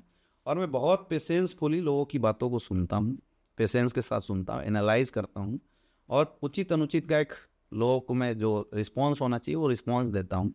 और एक और ख़ास बात है, मैं कभी रिफ्लेक्ट नहीं करता, क्योंकि मामला बिगड़ता तब है जब कोई डाउनलाइन अपनी प्रॉब्लम लेकर आया और हमने रिफ्लेक्शन मार दिया, रिएक्ट कर, हाँ, रिएक्ट करने से वो क्या बिगड़ जाता है, वो भी नेगेटिव रिएक्शन, वो बिगड़ जाता है बिल्कुल। तो मैं निगेटिव रिएक्शन कभी नहीं देता, मुझे पता है वो गलत है और उल्टा बोल रहे हैं, फिर भी उस टाइम पे मैं होल्ड करके रखता हूँ। और मुझे मणिपाल सर की एक बात बहुत अच्छी लगती है, सर बोलते हैं कि कुछ चीज़ें समय के अनुसार छोड़ दो। जैसे कोई प्रॉब्लम आई सामने, अब ये आपको लगता है सॉल्व नहीं हो सकता, नहीं, बस इसको टाल दो आप कुछ दिन के लिए, समय कुछ चीज़ें सही कर देती है। तो मैं कुछ प्रॉब्लम ऐसी होती है जिसको मैं टाल देता हूँ घुमा के, कुछ दिन बाद वही लीडर जो आज एक बहुत बड़ा इशू लेके खड़ा था वो बोलता है सर तो कुछ था ही नहीं, इससे सर सॉल्व हो जाती है हमारी प्रॉब्लम। होता है ना, आदमी को जैसे एंगर आता है तो कुछ मिनट कुछ समय के लिए आता है, फिर 2 दिन बाद वही बंदा शांत हो जाता है। हाँ, ये चीज़ें सर काफ़ी काम आती हैं। रिफ्लेक्ट करने के बाद मामला गड़बड़ हो जाता है। घर में भी अगर वाइफ ज़्यादा चिल्ला रही हो तो हस्बैंड चुप हो जाए तो झगड़ा नहीं होता। ये तो दोनों में गुत्तम गुत्ता हो जाते हैं। हमारा एक्टिव रिएक्शन है कहीं ना कहीं नेगेटिविटी और झगड़ों को जन्म दे। जी जी। अच्छा, अभी जैसे इतनी बड़ी अचीवमेंट, इतनी बड़ी लीडरशिप और इतने लोग अचीव आपके एक डिसीजन की वजह से हो गई, कैसा लगता है? बहुत अच्छा लगता है सर। और मतलब जब पलट के देखते हैं आज 2012-13 की जो चीज़ें, जो स्ट्रगल था उस टाइम को देखते हैं तो आज बड़ा सुकून होता है। और मैं तो परमात्मा को धन्यवाद देता हूँ कि उन्होंने मेहनत करने के बाद ये जीवन हमारे लाइफ में दिया और इतने लोगों की जीवन में बदलाव करने की एक वजह बना। ये बहुत बड़ी चीज़ है सर। मतलब मुझे तो ऐसा लगता है कि जीवन सार्थक हो गया, मैं सुकून से ज़िंदगी जी रहा हूँ सर इन चीज़ों की वजह से। मज़ा आ रहा है? हाँ, मज़ा आ रहा है। अच्छा, पहली कौन सी अचीवमेंट थी डायरेक्ट सेलिंग में से सबसे ज़्यादा खुशी दी थी आपको? मेरी सर सबसे पहली अचीवमेंट थी सन 2017 में, जब मैंने गाड़ी खरीदी, कौन सी? Honda city. अच्छा। और मैं सर छोटी गाड़ी लेने वाला था और आप आए थे, आपने बताया कि बेटा लेना है तो अच्छी गाड़ी ले। मैंने बोला कौन सी? तो होंडा सिटी। अच्छा, होंडा सिटी इसलिए भी लिया क्योंकि डॉक्टरों की कार होती है होंडा सिटी। पहली बार मैं 2017 में घर गया और जब मैं गाड़ी लेके गया तो सबने बोला भाई डॉक्टर बहुत बड़ा डॉक्टर बन गया होगा इसीलिए होंडा सिटी गाड़ी लेके आया। फर्स्ट टाइम मैंने अपनी फैमिली को बताया था कि मैं MBBS 4 साल पहले क्विट करके नॉर्मल एजुकेशन किया हूँ। क्या रिएक्शन था? वो गाड़ी सर मैं लेके आया हूँ। सर क्या है, जब सफलता आ जाती है ना जीवन में तो परिवार की निगेटिविटी अपने आप मर जाती है। फिर भी थोड़ा बहुत तो दिया होगा रिएक्शन पापा ने? पिताजी तो बहुत शॉक्ड थे, बट चूंकि अचीवमेंट उस समय इतनी अच्छी आने लगी थी कि मेरी अचीवमेंट मतलब उनके छोटी चीज़ों पे पर्दा डाल देती। गरीबी सर एक ऐसी चीज़ होती है ना कि गरीबी में इंसान सिर्फ एक चीज़ ढूंढता है कि ज़रूरतें पूरे होने का रास्ता कहाँ से आ जाए, वो रास्ता कैसे भी आए। वो चूँकि हमने यहाँ से हासिल कर लिया था 1 साल के अंदर, तो 2017 में जब हासिल करके गया तो फिर कोई बहुत बड़ा रिएक्शन नहीं, मतलब ऐसा नहीं हुआ कि डंडे से कोई नीचे ढूंढ रहा हो, ऐसी चीज़ें नहीं हुई। परिवार खुश था, लोग खुश थे, क्योंकि अपने ख़ानदान की सबसे बड़ी गाड़ी, और मतलब उस समय 24 साल की उम्र रही हमारी, 24 साल की उम्र में मैं इतनी बड़ी गाड़ी लेके गया था, तो बहुत एक अलग माहौल बन गया था सर। मुझे वो चीज़ सबसे अच्छी लगी थी। मेरी माँ जब थाली लेके आई गाड़ी की पूजा करने, तो मतलब आंखों से आंसू आ गए, भाई ये जीवन तो डायरेक्ट सेलिंग दे सकता था। क्योंकि पहली अचीवमेंट का ना, पहला प्यार भुलाया नहीं जाता, पहली अचीवमेंट कभी भुलाई नहीं जाती, बिल्कुल। वो हमेशा कहीं ना कहीं याद आती है। और स्वीट मेमोरी सबसे बेस्ट स्वीट मेमोरी होती है हमारी, जो जिंदगी में हमने पहली बार जिस चीज़ के लिए सर आप तरस रहे हो और वो चीज़ जब मिलती है ना, तो और मज़ा आता है। क्योंकि इस अचीवमेंट के लिए मैं 6 साल इंतज़ार किया था स्ट्रगल के साथ, फिर वो जब आया तो फिर बहुत खुशी हुई उससे। अमित दुबे सर, ऐसी कौन सी 5 खूबियाँ आपको लगता है आपके अंदर है जो सबसे आपको अलग बनाती हैं, और जिनको फॉलो करके आप यहाँ पहुँचे? सर हमारे अंदर अलग खूबियाँ तो नहीं है, लेकिन डायरेक्ट सेलिंग की जो 5 चीज़ें हैं जो हमें बताया जाता था, वो हमने अपने अंदर लाया है। सबसे पहली चीज़ होती है बिलीव। मैंने ये चीज़ फील किया है कि जब हम 100% बिलीव के साथ इस काम को करना शुरू किए, तो काम में मतलब गजब का रिजल्ट आया। तो मुझे 100% मतलब 100% विश्वास है हमारी संस्था के ऊपर, हमारे अपलाइन के ऊपर, हमारा प्रोडक्ट के ऊपर 100% विश्वास है। मतलब अगर 5000 लोग एक तरफ खड़ा होकर बोले कि नहीं ये जी गलत है, तो मैं इकलौता ऐसा हूँ जो खड़ा होकर बोल सकता हूँ नहीं ये सही है। उस लेवल का विश्वास मेरे अंदर रहा है। दूसरी चीज़ है, कोई भी काम डेवलप करने के लिए पेशेंस चाहिए। तो ऐसा नहीं कि रातों रात कुछ भी हो जाता है। कई बार ऐसा होता है कि आप बहुत मेहनत कर रहे होते हैं और रिजल्ट अच्छी नहीं आती, और कई बार ऐसा होता है कि कम मेहनत से अच्छी रिजल्ट आती है। अब वो कब आएगा सिचुएशन, जब हम पेशेंस के साथ लगे रहेंगे। क्योंकि रातों रात ज़िंदगी नहीं बदलती है, ज़िंदगी बदलने में टाइम लगता है, और जब तक जीवन ना बदल जाए तब तक के लिए पेशेंस चाहिए। वो पेशेंस मैंने महसूस किया है कि जब तक रहेगा तभी काम होगा। बोलते हैं सबके मेहनत का कोटा है, अब कितने दिन में वो कोटा भरेगा ये बहुत ज़रूरी है। तीसरी चीज़ कंसिस्टेंसी, मतलब लगातार काम करना। आप 6 साल से लगे हैं, लेकिन 6 साल में अगर आपने 6 महीना काम किया तो कोई मतलब नहीं बनता है। रोज़ कीजिए, लगातार कीजिए, दिन रात रोज़ लगातार अगर काम होगा तो कुछ भी हो सकता है। करत करत अभ्यास ते जड़मती हो तो सुजान, रसरी आवत जाते सिल पर पड़त निशान। तो हम कितने भी बेवकूफ़ हैं, हमें इंडस्ट्री का कोई नॉलेज नहीं है, कुछ भी हम नहीं जानते हैं, लेकिन अगर लगातार लगे रहे, लगातार काम करते रहे, तो इंडस्ट्री की नॉलेज भी आ जाएगी, काम भी सीख जाएंगे, और सक्सेस भी बड़े आराम से यहाँ पे आना शुरू हो जाता है। और चौथी चीज़ है पॉजिटिव एटीट्यूड। काम करना है तो पॉजिटिविटी के साथ। मतलब मेरे अनुसार तो 2 ही डिसीजन होता है, या तो काम करो या तो मत करो।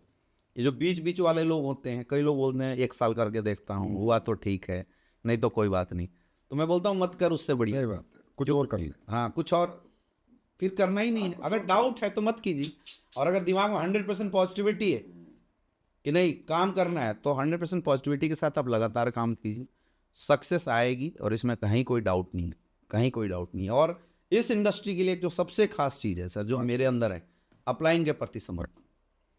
एक बार जिस इंसान को आप मान लो ना कि ये इंसान मेरी ज़िंदगी बदलेगा, फिर समर्पित हो जाओ। फिर अगर लगे कि वो गला काट रहा है ना, तो मैं बोलता हूँ गला कटवा दो, भगवान शंकर जैसा दोबारा जिंदा कर देगा। ये बहुत ज़रूरी। ये 5 चीज़ें मैंने इस इंडस्ट्री के अंदर अपने व्यक्तित्व के अंदर इन 5 चीज़ों को ढाला है, और मुझे इसका काफ़ी फ़ायदा मिला। और बोल सकते हैं कि अगर इतनी बड़ी सक्सेस आई है तो इनमें 5 चीज़ों का बहुत बड़ा रोल है। इन्हीं के साथ सर मैं तो काम किया। अमित दुबे जी, जैसे आपने रोज करो, लगातार करो, पॉजिटिव रहो, इसका ना खड़े रहो, डटे रहो। भाई जिंदगी में कब क्या बदल जाए, कब क्या हो जाए, किसी को मालूम नहीं। कोई एक कहावत है ना, when you get big break in your life you don't no.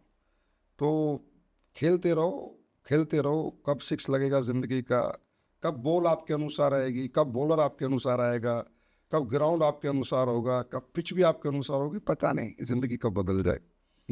और रही बात अपलाइन के प्रति समर्पित, तो अपलाइन के प्रति समर्पण होता है पॉजिटिविटी। कि जब एक व्यक्ति किसी को कुछ मान लेता है और उसको फॉलो करता है, तो व्यक्ति नेगेटिव नहीं हो सकता। क्यों नहीं हो सकता? क्योंकि जब जब वो नेगेटिव होगा या कुछ ऐसा लगेगा, तो एक व्यक्ति होगा जो उसको सुनेगा और जो उसको सॉल्यूशन देगा। तो बड़ी गजब की आपके अंदर ये क्वालिटी है, मुझे भी पता चल गई आज, मैं भी इन्हें फॉलो करूँगा। अच्छा ये बताइए, नया डार्क सेलर आया, अचानक से फ्रेशर इंडस्ट्री में आया, कोई एक्सपीरियंस नहीं है किसी भी कंपनी का, उसको आते ही कौन से 5 बदलाव करने चाहिए? कोई भी सर अगर डायरेक्ट सेलर हमारे साथ नया आता है, हम लोग उनको एक प्रोसेस में डालते हैं। अब वो प्रोसेस क्या है?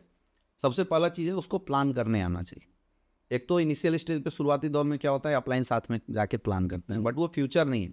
फ्यूचर बनाना है तो जितना जल्दी हो सके आप उस संस्था के प्लान को सीख जाइए।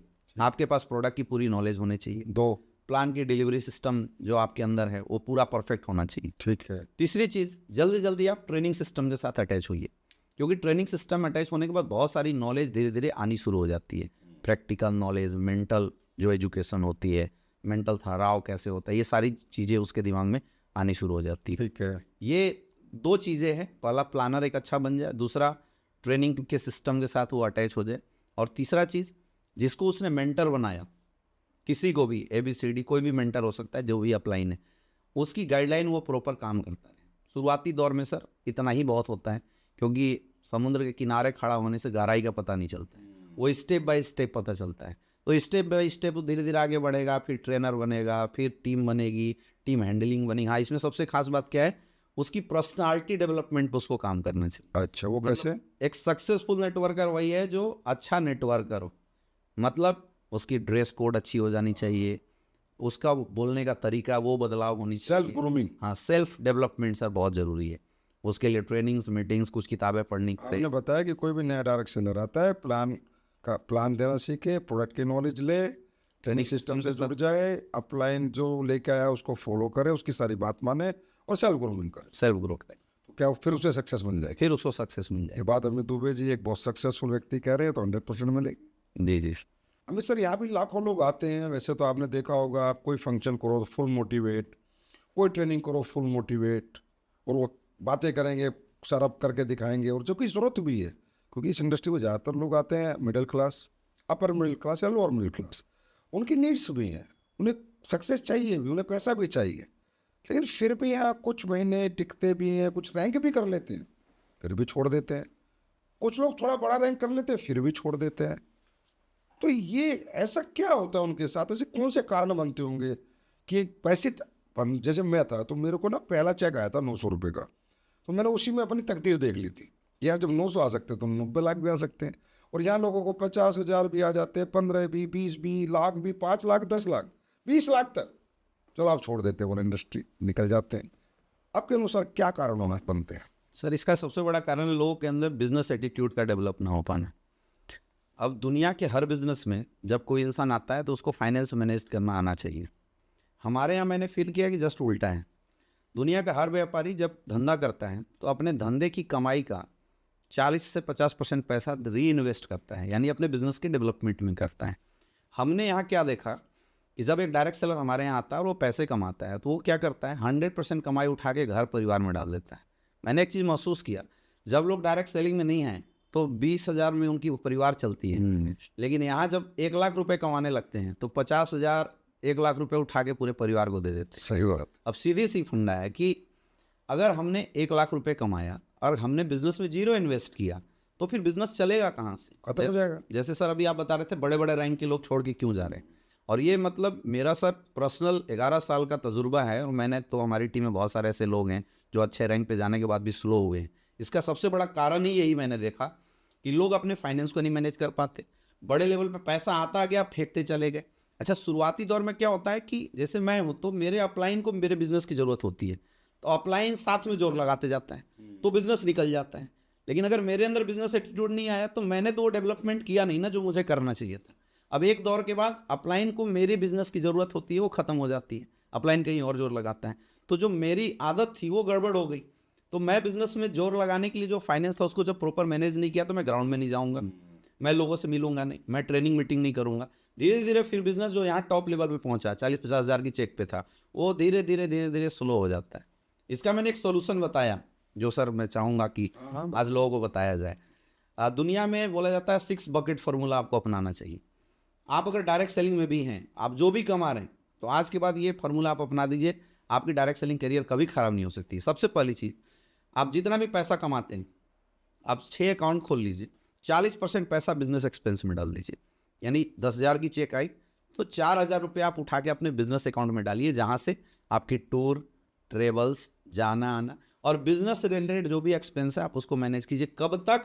जब तक आप एटलीस्ट कैपिंग अचीवर नहीं हो जाते हैं, तब तक ये काम करना ही पड़ेगा। क्योंकि एक दौर आता है कि धंधा हमसे मांगता है, और फिर एक दौर आता है कि धंधा कम मांगता है, पैसा ज़्यादा देता है। तो तब तक जब तक हमारा बिजनेस स्टेबल ना आ जाए, यानी हमारे यहाँ अगर देखें तो कैपिंग अचीवर, फैमिली के ऊपर आप 20 से 25% का पैसा इन्वेस्ट कीजिए। यानी अगर हम 1 लाख रुपए कमा रहे हैं तो परिवार को बताना है कि भैया 25,000 में जिंदगी चलाओ।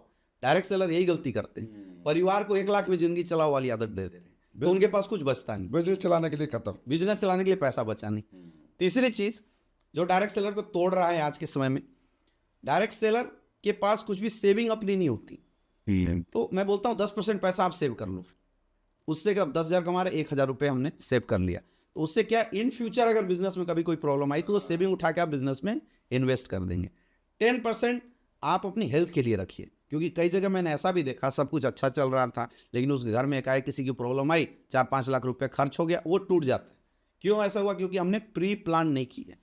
तो पहला 40% पैसा हमने बिजनेस में डाल दिया, 20 to 25% पैसा हमने परिवार के लिए दे दिया, 10% पैसा हमने सेविंग में डाला, 10% पैसा हमने मेडिक्लेम के लिए, 85%। हाँ, अब 10% पैसा सर देते हैं एजुकेशन के लिए। ये बहुत ज़रूरी है, सेल्फ डेवलपमेंट, जैसे ट्रेनिंग्स होता है, मीटिंग्स होता है, तो उसमें जाने के लिए हमें पैसे चाहिए, किताबें खरीदनी है, तो 10% पैसा एजुकेशन पे बचा। 5% पैसा, वो 5% पैसा होना चाहिए डोनेशन के लिए, क्योंकि वो बहुत बड़ी ताकत है जो लोग करते नहीं है, लेकिन करना चाहिए। मैं बोलता 100 रुपये कमा रहे हो तो आप 1 रुपया ही डोनेट करो, लेकिन करो जरूर। इसे कहेंगे हम 6 bucket rule to CAT success. Yes sir.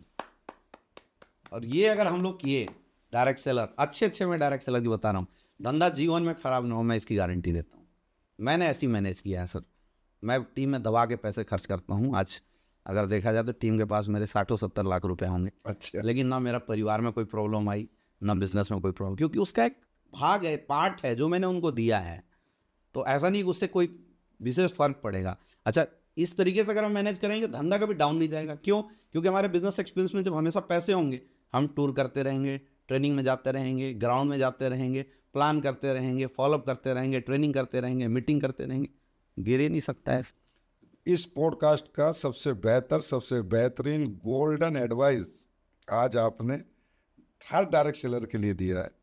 और मैं एक ऐसे कंपनी बता रहा हूँ कि हमारी कंपनी के टोटल टर्नओवर 4,000 करोड़ है। वैल्यूएशन की बात करूँ तो होगी 10-20 हज़ार करोड़। और अगर मैं अपनी नेटवर्थ की बात करूँ, मैं सीए से कल परसों पूछ रहा था, तो 27-28 करोड़ नेटवर्थ है बस। बाकी कहाँ गया, कहाँ आया, आज तक मुझे नहीं पता चला। इसीलिए सर एसलीपीएस वेलनेस इंडिया की फास्टेस्ट ग्रोइंग। लेकिन हाँ, वो रूल है मेरा, पूरा 6 बैकेट रूल है मेरा। सब 6 बैकेट में कंपनी से जो भी आएगा, कंपनी में मेरा 50% वापस जाता है। कंपनी जो भी लेके आएगी वो 50%, 60% वापस जाता है, 50 to 60। बाकी कंपनी के बैकअप में खड़ा रहता है 10-15%। कंपनी के न्यू डेवलपमेंट के लिए 10-15%। ऐसे करके 6 बैकेट रूल अपना के हर एक बिजनेसमैन बड़ा बनता है। बहुत पते की बात है आपने मिंटू भाई बताई। हर डायरेक्ट सेलर सर अगर ऐसा सोचने लगे तो हर डायरेक्ट सेलर कंपनी जैसा बिजनेस खड़ा कर सकते लेकिन ये तो कहते हैं हम तो खर्चा नहीं करेंगे, आएगा लोग एम्प्लॉय मेंटेलिटी से सर काम कि करते जब आएगा तब लगाएंगे। तो मैं उन्हें कहता हूँ तुम नहीं लगाओगे, आएगा नहीं। लोग सर जो आएगा वो भी लगा दे तो भी बहुत है हमारी इंडस्ट्री के लिए। अगर हम ये ना बोले कि तुम बाहर से लगाओ, जो आ रहा है उसको भी अगर ऐसे डिस्ट्रीब्यूट कर दे तो भी धंधा बड़ा हो जाए, इजीली बड़ा हो जाए, बहुत इजीली। तो सर ये बात तो काफ़ी पता है लोगों को, आज आपने भी बता दी है, कल लोग भी सुन लेंगे। और मैं तो सालों से एलएलटी में बता रहा हूँ, 10 साल से।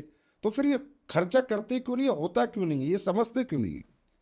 सर अप्लाई नहीं ऐसा है लोगों का, जैसा गुरु वैसा चेला। ऊपर से यही बातें बताई जाती है, नीचे लोग यही फॉलो करते हैं। अप्लाई नहीं, 6 बैकेट रूल नहीं अपना रहा तो डाउनलाइन कहाँ से अपनाए? ऊपर वाले अपनाने लगे, नीचे वाले में अपने आप ओपी होना शुरू हो जाएगा। अच्छा, जो अपना रहे हैं सर उनका बिजनेस हम देख सकते हैं कभी भी डाउन नहीं, जिन लोगों ने अपनाया। नहीं, प्रैक्टिकल बात है, मेरे पास तो सारा डाटा है कंपनी का, मैं तो सबको जानता हूँ, सारे लोगों के नेचर को जानता हूँ। महिपाल सर, एक्सपीरियंस पावर, उन्हें पता ही नहीं कि कितना गया और कितना आया है, लेकिन उनका भी वो 6 बैकेट रूल है। रामदेव सर, शिव कुमार सर, ये जितने भी सीनियर लीडर, इनका सबका 6 बैकेट रूल है। और इसी 6 बैकेट रूल से ये लोग आज यहाँ पहुँचे हैं। और आज पूरे हिंदुस्तान की डायरेक्ट सेलर्स को इस 6 बैकेट रूल की ट्रेनिंग आज आप दे चुके हैं। अब बहुत डायरेक्ट सेलरों का आज के बाद उद्धार हो जाएगा। अमित जी ये बताइए, एक अपलाइन और डाउनलाइन का रिश्ता कैसा होना चाहिए? मेरे अनुसार सर अपलाइन और डाउनलाइन का रिश्ता गुरु और शिष्य के जैसा होना चाहिए, क्योंकि हमारी इंडस्ट्री में अपलाइन वो कड़ी है जो हमें हर पल इस इंडस्ट्री में एक आगे का रास्ता दिखाता है। अगर आपको किसी से सीखना हो, किसी से अगर आपको गाइडलाइन लेना हो, तो उस इंसान के प्रति आपकी सच्ची भावना होनी चाहिए। जैसे गुरु शिष्य हम क्यों बोल रहे हैं, यहाँ हम एक मेंटर शब्द भी इस्तेमाल कर सकते थे, लेकिन गुरु शिष्य इसलिए बोल रहे हैं कि गुरु और शिष्य का रिश्ता डिवोशन के साथ कनेक्टेड होता है, समर्पण के साथ कनेक्टेड होता है। मेंटर्स के साथ ऐसा नहीं है। तो अपलाइन और डाउनलाइन अगर गुरु शिष्य जैसा रहे, यानी जो भी हमारा अपलाइन है उसको हम एज ए गुरु माने, जो भी बोल रहा है उसको हम फॉलो करें, जय जिधर भी जाने की बातें कर रहा है अगर उसको हम माने, तो सर डायरेक्ट सेलिंग में हमारी सक्सेस बहुत ही आसान हो जाती है। अमित जी, आज जो हमारा यूथ है, यंगस्टर है, जो 18 साल बाद अपने जीवन में किसी कैरियर का चुनाव करना चाहता है, बहुत सारे बच्चे आज बीटेक करते हैं, एमटेक करते हैं, एमबीए करते हैं, बीबीए करते हैं, साइंटिस्ट बनते हैं, आर्किटेक्ट बनते हैं, ठीक है, सबकी अपनी चॉइस है, सबके अपने प्रोफेशन है, कोई डॉक्टर बनना चाहता है, लेकिन नेटवर्कर बनना बहुत कम चाहते हैं। ये कब होगा इस देश में कि एक यूथ नेटवर्कर बने? आप एक यूथ को क्या मैसेज देना चाहे कि वो नेटवर्किंग को भी एक करियर समझे, एक प्रोफेशन समझे, और यहाँ आके वो उन कैरियर से बेहतर परफॉर्म भी कर सकता है? क्या मैसेज देना चाहेंगे देश के यूथ? एक्चुअल सर ये चीज़ें 2021 से पहले तो लागू थी, बट जब से 2021 के बाद रूल्स आई है, आज माहौल बिल्कुल इस देश का बदल गया है। क्योंकि हम लोग ग्राउंड में जाते हैं तो मैंने इस चीज़ को पर्सनली देखा है कि आज लोग डायरेक्ट सेलिंग में अपनी करियर को देख रहे हैं। डायरेक्ट सेलिंग में लोगों का करियर ना देखने के पीछे 2 कारण था। पहला था डायरेक्ट सेलिंग की एजुकेशन की कमी होना, और दूसरा था डायरेक्ट सेलिंग के प्रति गवर्नमेंट की कोई रूल्स रेगुलेशन ना होना। बिल्कुल सही। लेकिन जब से ये 2 चीज़ें बदली है, आज जो लोग हैं इस इंडस्ट्री के अंदर करियर देख रहे हैं। मैं तो सीधी सी चीज़ बोलता हूँ, नेटवर्क मार्केटिंग इंडस्ट्री एक अपॉर्चुनिटी ही तो है। कोई भी इंसान पढ़ाई लिखाई करता है, किस लिए पढ़ाई लिखाई करता है? ताकि वो जिस सब्जेक्ट को लेके आगे बढ़ रहा है उस सब्जेक्ट में कुछ अपॉर्चुनिटियाँ हैं जिसको वो ग्रैब करके अपनी करियर बनाएगा। कोई मेडिकल पकड़ रहा है तो डॉक्टर बन के करियर बनाएगा, किसी ने मैथ पकड़ा है तो इंजीनियर बन के, कोई सीए बन के अपनी करियर बनाएगा।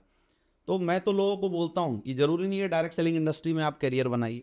अगर आपको लगता है कि डायरेक्ट सेलिंग के बाहर कोई ऐसा प्लेटफॉर्म है जहाँ पे आप काम करके, जहाँ पे पढ़ाई करके आप बहुत टॉप लेवल की करियर बना सकते हैं, तो आपको वो बनाना चाहिए। लेकिन अगर आप ये सोचते हैं कि वहाँ के अलावा एक ऑप्शन क्या है, तो डायरेक्ट सेलिंग एक ऑप्शन है। मैंने अभी पिछले कुछ दिनों पहले किसी को कहते हुए सुना था कि डायरेक्ट सेलिंग वो लोग आते हैं जिनके पास कोई एजुकेशन नहीं होता, कोई काम नहीं होता। ऐसा बिल्कुल नहीं है सर। मैं एक एग्जाम्पल हूँ, बहुत सारे एग्जाम्पल हो चुके हैं विदेश में, और सर मेरे अलावा भी बहुत सारे एग्जाम्पल हैं। आज बहुत अच्छे अच्छे मतलब रेंज के ऑफिसर्स हैं जो IAS IPS लेवल पे हैं, जो अपनी जॉब के बाद जब वो रिटायर हो रहे हैं तो इस इंडस्ट्री को देख के इतने प्रभावित हो, जो बोलते हैं कि जब मैं रिटायर हो जाऊंगा तो मैं इस इंडस्ट्री को डिवोट करूंगा, इस इंडस्ट्री के अंदर मैं कुछ समय दूंगा। अब देंगे नहीं देंगे वो बात अलग है, लेकिन उनका ये व्यू, ये जो परसेप्शन इस इंडस्ट्री के प्रति आई है, ये परसेप्शन बताता है कि आने वाले समय में डायरेक्ट सेलिंग इंडस्ट्री का जो समय हो काफ़ी अच्छा गोल्डन आने वाला है। आज सर बहुत सारे ऐसे लोग हैं जो बड़े बड़े कंपनियों के अंदर GM लेवल पे कॉरपोरेट सेक्टर के अंदर थे, मल्टीनेशनल कंपनियों के अंदर थे, और जब 2022-2020 के कोविड में उनकी नौकरियां गई तो लोगों ने डायरेक्ट सेलिंग को एक पॉजिटिव नज़रिए से देखना शुरू कर दिया। अब वो एक पार्ट टाइम में साथ में बिजनेस डेवलप करने की बात कर रहे हैं, जहाँ पे अगर उनकी वर्तमान आय अगर इनकेस कभी कोई प्रॉब्लम आए तो एक साथ में सपोर्टिव रहेगी। तो इसका मतलब इन चीज़ों से ये समझ में आता है कि हमारी इंडस्ट्री का जो लोगों को देखने का नज़रिया था वो बिल्कुल बदल रहा है। आज बहुत सारे युवाओं को मैं देख रहा हूँ जो इस इंडस्ट्री में एज ए करियर बात कर रहे हैं। मैंने देखा 10th-12th करने के बाद बहुत सारे ऐसे बच्चे हैं जिनसे जब ग्राउंड में पूछा जाता है कि बेटा क्या बनना चाहते हो, तो वो बोलते हैं कि मैं एक अच्छा नेटवर्कर बनना चाहता हूँ। तो वो एग्जाम्पल सर सेट हो रहे हैं। हम डॉक्टर क्यों बनना चाहते थे? क्योंकि हमने देखा था अपने समाज में कि कोई डॉक्टरी करके आया तो उसकी इज्जत थी, रिस्पेक्ट थी और पैसा अच्छा कमा रहा था। इंजीनियर क्यों बनना चाहते थे? क्योंकि हमने देखा कि इंजीनियरिंग करने के बाद हमारे समाज में जो लोग थे उनकी रिस्पेक्ट थी और पैसे अच्छा कमा रहे थे। अब वो चीज़ जब डायरेक्ट सेलिंग के माध्यम से जब एग्जाम्पल दिखाई देंगे तो why the people will not choose the direct selling industry? Obviously उनके पास सर एक ऑप्शन रहेगा और लोग देखेंगे आने वाले समय। इसमें मेरी भी एक सलाह है कि जितने भी लोगों के पास इन कॉलेजेस का एक्सेस है, इंजीनियरिंग का या बीटेक MBA का, यूनिवर्सिटीज़ का एक्सेस है, जिनके भी पास, उन लोग उनके ओनर से मिले और उन्हें डायरेक्ट सेलिंग की एक अवेयरनेस प्रोग्राम दे के आए। जी जी सर, बहुत ज़रूरी। यूथ को बताएं, चाहे वो कोई भी लीडर हो, किसी का भी एक्सेस हो, जाइए डायरेक्ट सेलिंग क्या है, टाइम फ्रीडम कैसे आता है, मनी फ्रीडम कैसे आता है, टैलेंट कैसे मल्टीप्लाई होता है, टाइम कैसे मल्टीप्लाई होता है, विदाउट रिस्क ये बिजनेस कैसा है, एक एजुकेशन सिस्टम यहाँ आपको डेवलप करने में कैसे काम करता है। ये अवेयरनेस प्रोग्राम मेरे अनुसार मेरे अनुसार इस देश के सभी कॉलेज में चलाना चाहिए, चाहे यूथ अट्रैक्ट हो चाहे ना हो। आज बहुत सारे कॉलेज और स्कूल हैं सर जिसके अंदर कैरियर काउंसलिंग होती है। मतलब वहाँ पे हर इंडस्ट्री के एक्सपर्ट जाते हैं और लोगों को बताते हैं क्या क्या ऑप्शन है उनके पास आगे बढ़ने का। तो हम लोग उन स्कूल और कॉलेजेस के अंदर भी डायरेक्ट सेलिंग को एज ए ऑप्शन इंट्रोड्यूस कर सकते हैं। इस इंडस्ट्री की बातें बता सकते हैं, ये इंडस्ट्री कितना सेफ है और इस इंडस्ट्री में करियर कितना बड़ा है। अगर इसके बारे में अवेयरनेस चलाएं तो ऑब्वियसली सर एक बहुत बड़ा युग आएगा इस इंडस्ट्री को लेके। लोगों के माइंड के अंदर, जो बच्चे हैं खास करके, उनके माइंड के अंदर काफ़ी कुछ बदलाव आएगा इस इंडस्ट्री में। मैं भी कोशिश करूँगा। जी चलो अमित जी, बड़ा मज़ा आ रहा है आपसे बात करने में, इसलिए मन नहीं कर रहा कि ये पॉडकास्ट को एंड किया जाए। दिल कर रहा है आपसे बात करते रहें, लेकिन फिर भी बहुत सारी बातें हैं जो भी मुझे आपसे करनी है। तो अमित जी, एक और मेरा छोटा सा आपसे सवाल है। मैं जानना चाहता हूँ आपके अनुसार, यहाँ पर ना कई बार एक अपलाइन डाउनलाइन की नहीं बनती है, तो वो जिद कर लेता है डाउनलाइन मुझे अपलाइन बदलना है, मैं कहीं दूसरी जगह जाऊँगा, मुझे दूसरे अपलाइन के साथ काम करना है। ये आपके अनुसार कहाँ तक सही है? एक्चुअल सर ये बहुत बड़ी प्रॉब्लम है और हर 3-4 दिन इसकी मीटिंग हम लोग कर रहे हैं। अच्छा, आप भी करते हो? अच्छा, आज सर लोग से पूछिए तो कंपनी से नाराज़ नहीं है, प्रोडक्ट से नाराज़ नहीं है, उनको संजीव सर बहुत अच्छे लगते हैं, एसलीपीएस बहुत अच्छी लगती है। बोला फिर भाई धंधा क्यों नहीं कर रहा है? बोला अपलाइन से नाराज़गी है। अच्छा, मैं मानता हूँ इसमें अपलाइन जो है उसका हो सकता है 10% मतलब प्रॉब्लम हो, 50 हो, 60 हो, 70 हो। लेकिन मुझे सर इस पर ना एक कहानी याद आती है, मैं थोड़ा सा सर चाहूँगा बताना। एक बार क्या था, अरब का बहुत बड़ा आदमी था और उसने सोचा कि मैं गुरु की तलाश करता हूँ, जुनैद। उसने गुरु की तलाश करने के लिए ठानी कि मैं अपने जीवन में एक अच्छा गुरु बनाता हूँ। तो वो टहलने लगा, घूमने लगा, सबसे पूछने लगा। तो उसके गांव के बाहर एक फ़कीर बैठा था और उससे पूछा, बता भाई गुरु अच्छा कौन होगा? तो उसने गुरु की कुछ खास क्वालिटी बताई कि भाई गुरु वो होगा जो पीपल के वृक्ष के नीचे बैठा होगा, धुनी रमाए होगा, चंदन लगाए होगा और प्रभु का गुणगान करता होगा, गेरुआ वस्त्र पहना। ऐसे 5-10 क्वालिटी उसने बताया। बोले ये क्वालिटी जिसके अंदर होगी ना तो उसको अपना गुरु बनाने लगा, तेरा ज़िंदगी चल जाएगा।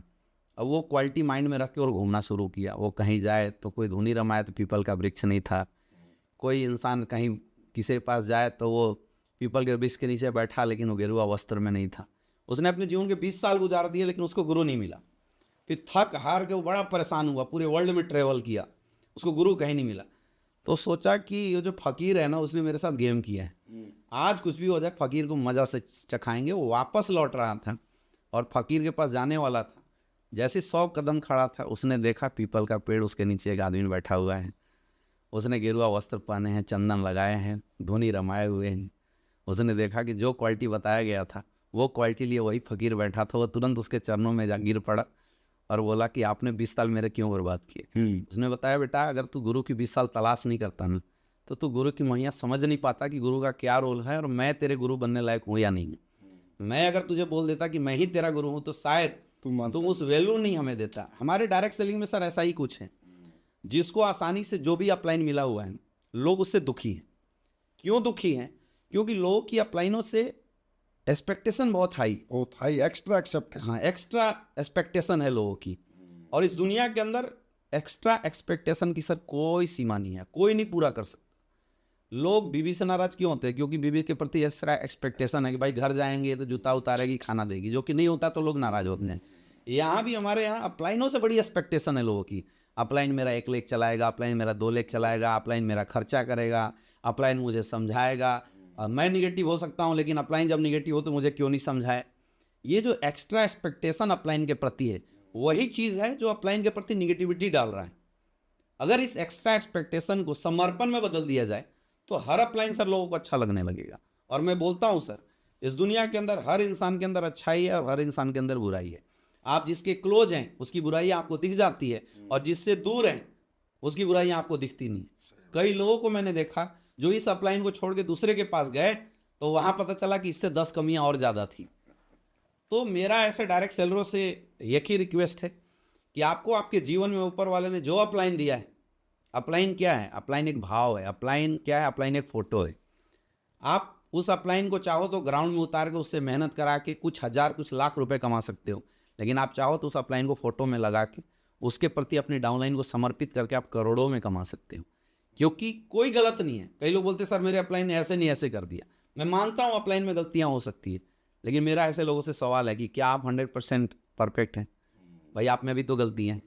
एक अपलाइन की 4 गलतियाँ अगर आपसे छुप नहीं रही है तो सोचिए आपकी डाउनलाइन आपकी 40 गलतियों को कैसे एक्सेप्ट करेगी? लेकिन एक समय कर सकती है। कब? जब आप अपलाइन की 4 गलतियों को एक्सेप्ट करेंगे ना, तो आपकी डाउनलाइन देखेगी कि मेरे अपलाइन ने अपने अपलाइन की 4 गलतियों को एक्सेप्ट किया, तो मैं भी इसकी 40 गलतियों को एक्सेप्ट कर लेता हूँ। उसके बाद जो सर एक सिस्टम बनेगा, एक रिलेशन बनेगा अपलाइन डाउनलाइन का, वो रिलेशन सर इतना मजबूत होगा। और मैंने तो देखा है सर, अपलाइन की ज़रूरत कुछ ही रैंक तक होती है। मुझे सर सच बता रहा हूँ, मुझे 1.5-2 साल से अपलाइन की ज़रूरत सिर्फ फ़ोन पे पड़ती है, और ग्राउंड में सर मैं कभी नहीं बोलता सर यहाँ आइए वहाँ जाइए।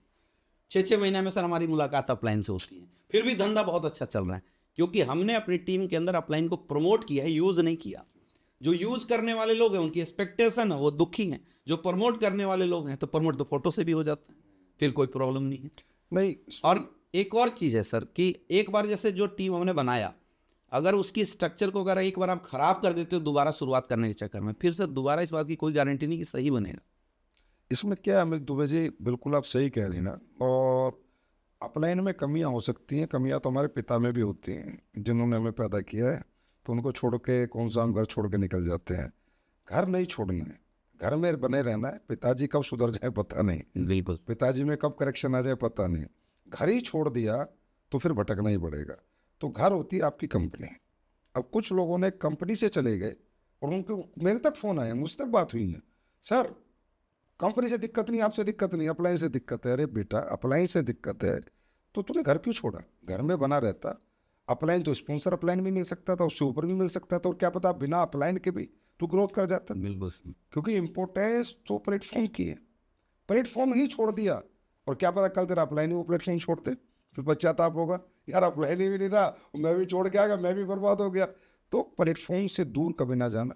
और अपलाइन कैसा भी हो, इंतज़ार करो, एक दिन आएगा वो भी समझेगा। वो भी तो एक व्यक्ति है, मनुष्य है, उसमें भी तो अनमेच्योरिटी हो सकती है, इम्परफेक्शन हो सकता है, इतना एजुकेशन उसके पास नहीं मिली होगी, एक दिन आता है, लेकिन सब सुधर जाते हो। मैं आज अपने आप को बड़ा खुशनसीब मानता हूँ कि मैं इसलिए बैठा हूँ, मेरा कोई अपलाइन नहीं।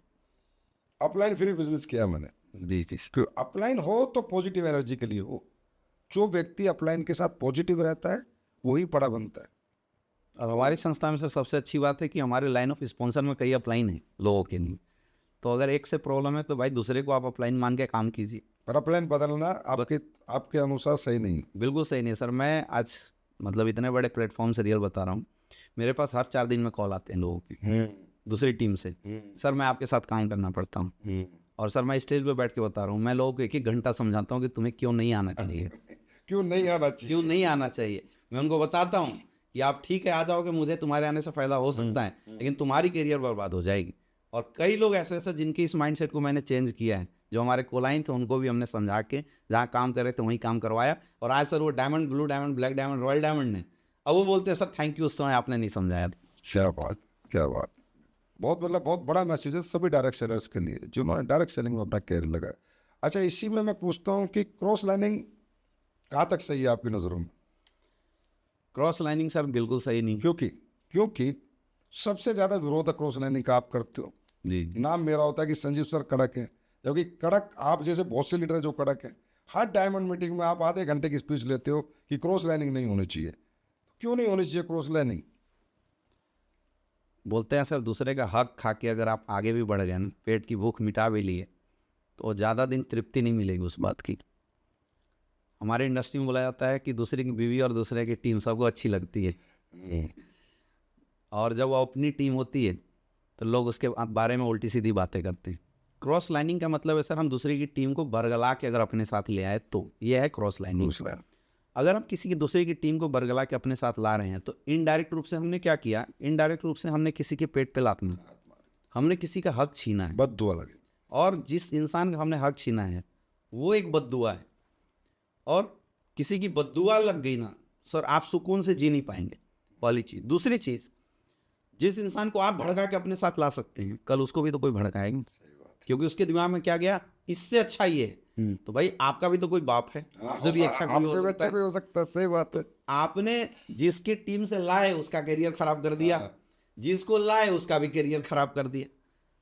आपका भी कुछ खास बनने वाला नहीं है, क्योंकि टीम में आने के बाद अगर वहां वो गड़बड़ है, आपके साथ आ रहा है तो भी गड़बड़ी करेगा। मैंने आज तक सर किसी एक लीडर को सक्सेसफुल होते हुए नहीं देखा जो क्रॉस लाइन करके आया है। हमारी कंपनी में शुरू के कुछ लीडर हैं जिनकी आदत ही क्रॉस लाइनिंग की। मैं प्रैक्टिकल बताऊँ, उनको कई बार सजा भी मिल चुकी, वो नहीं मानते।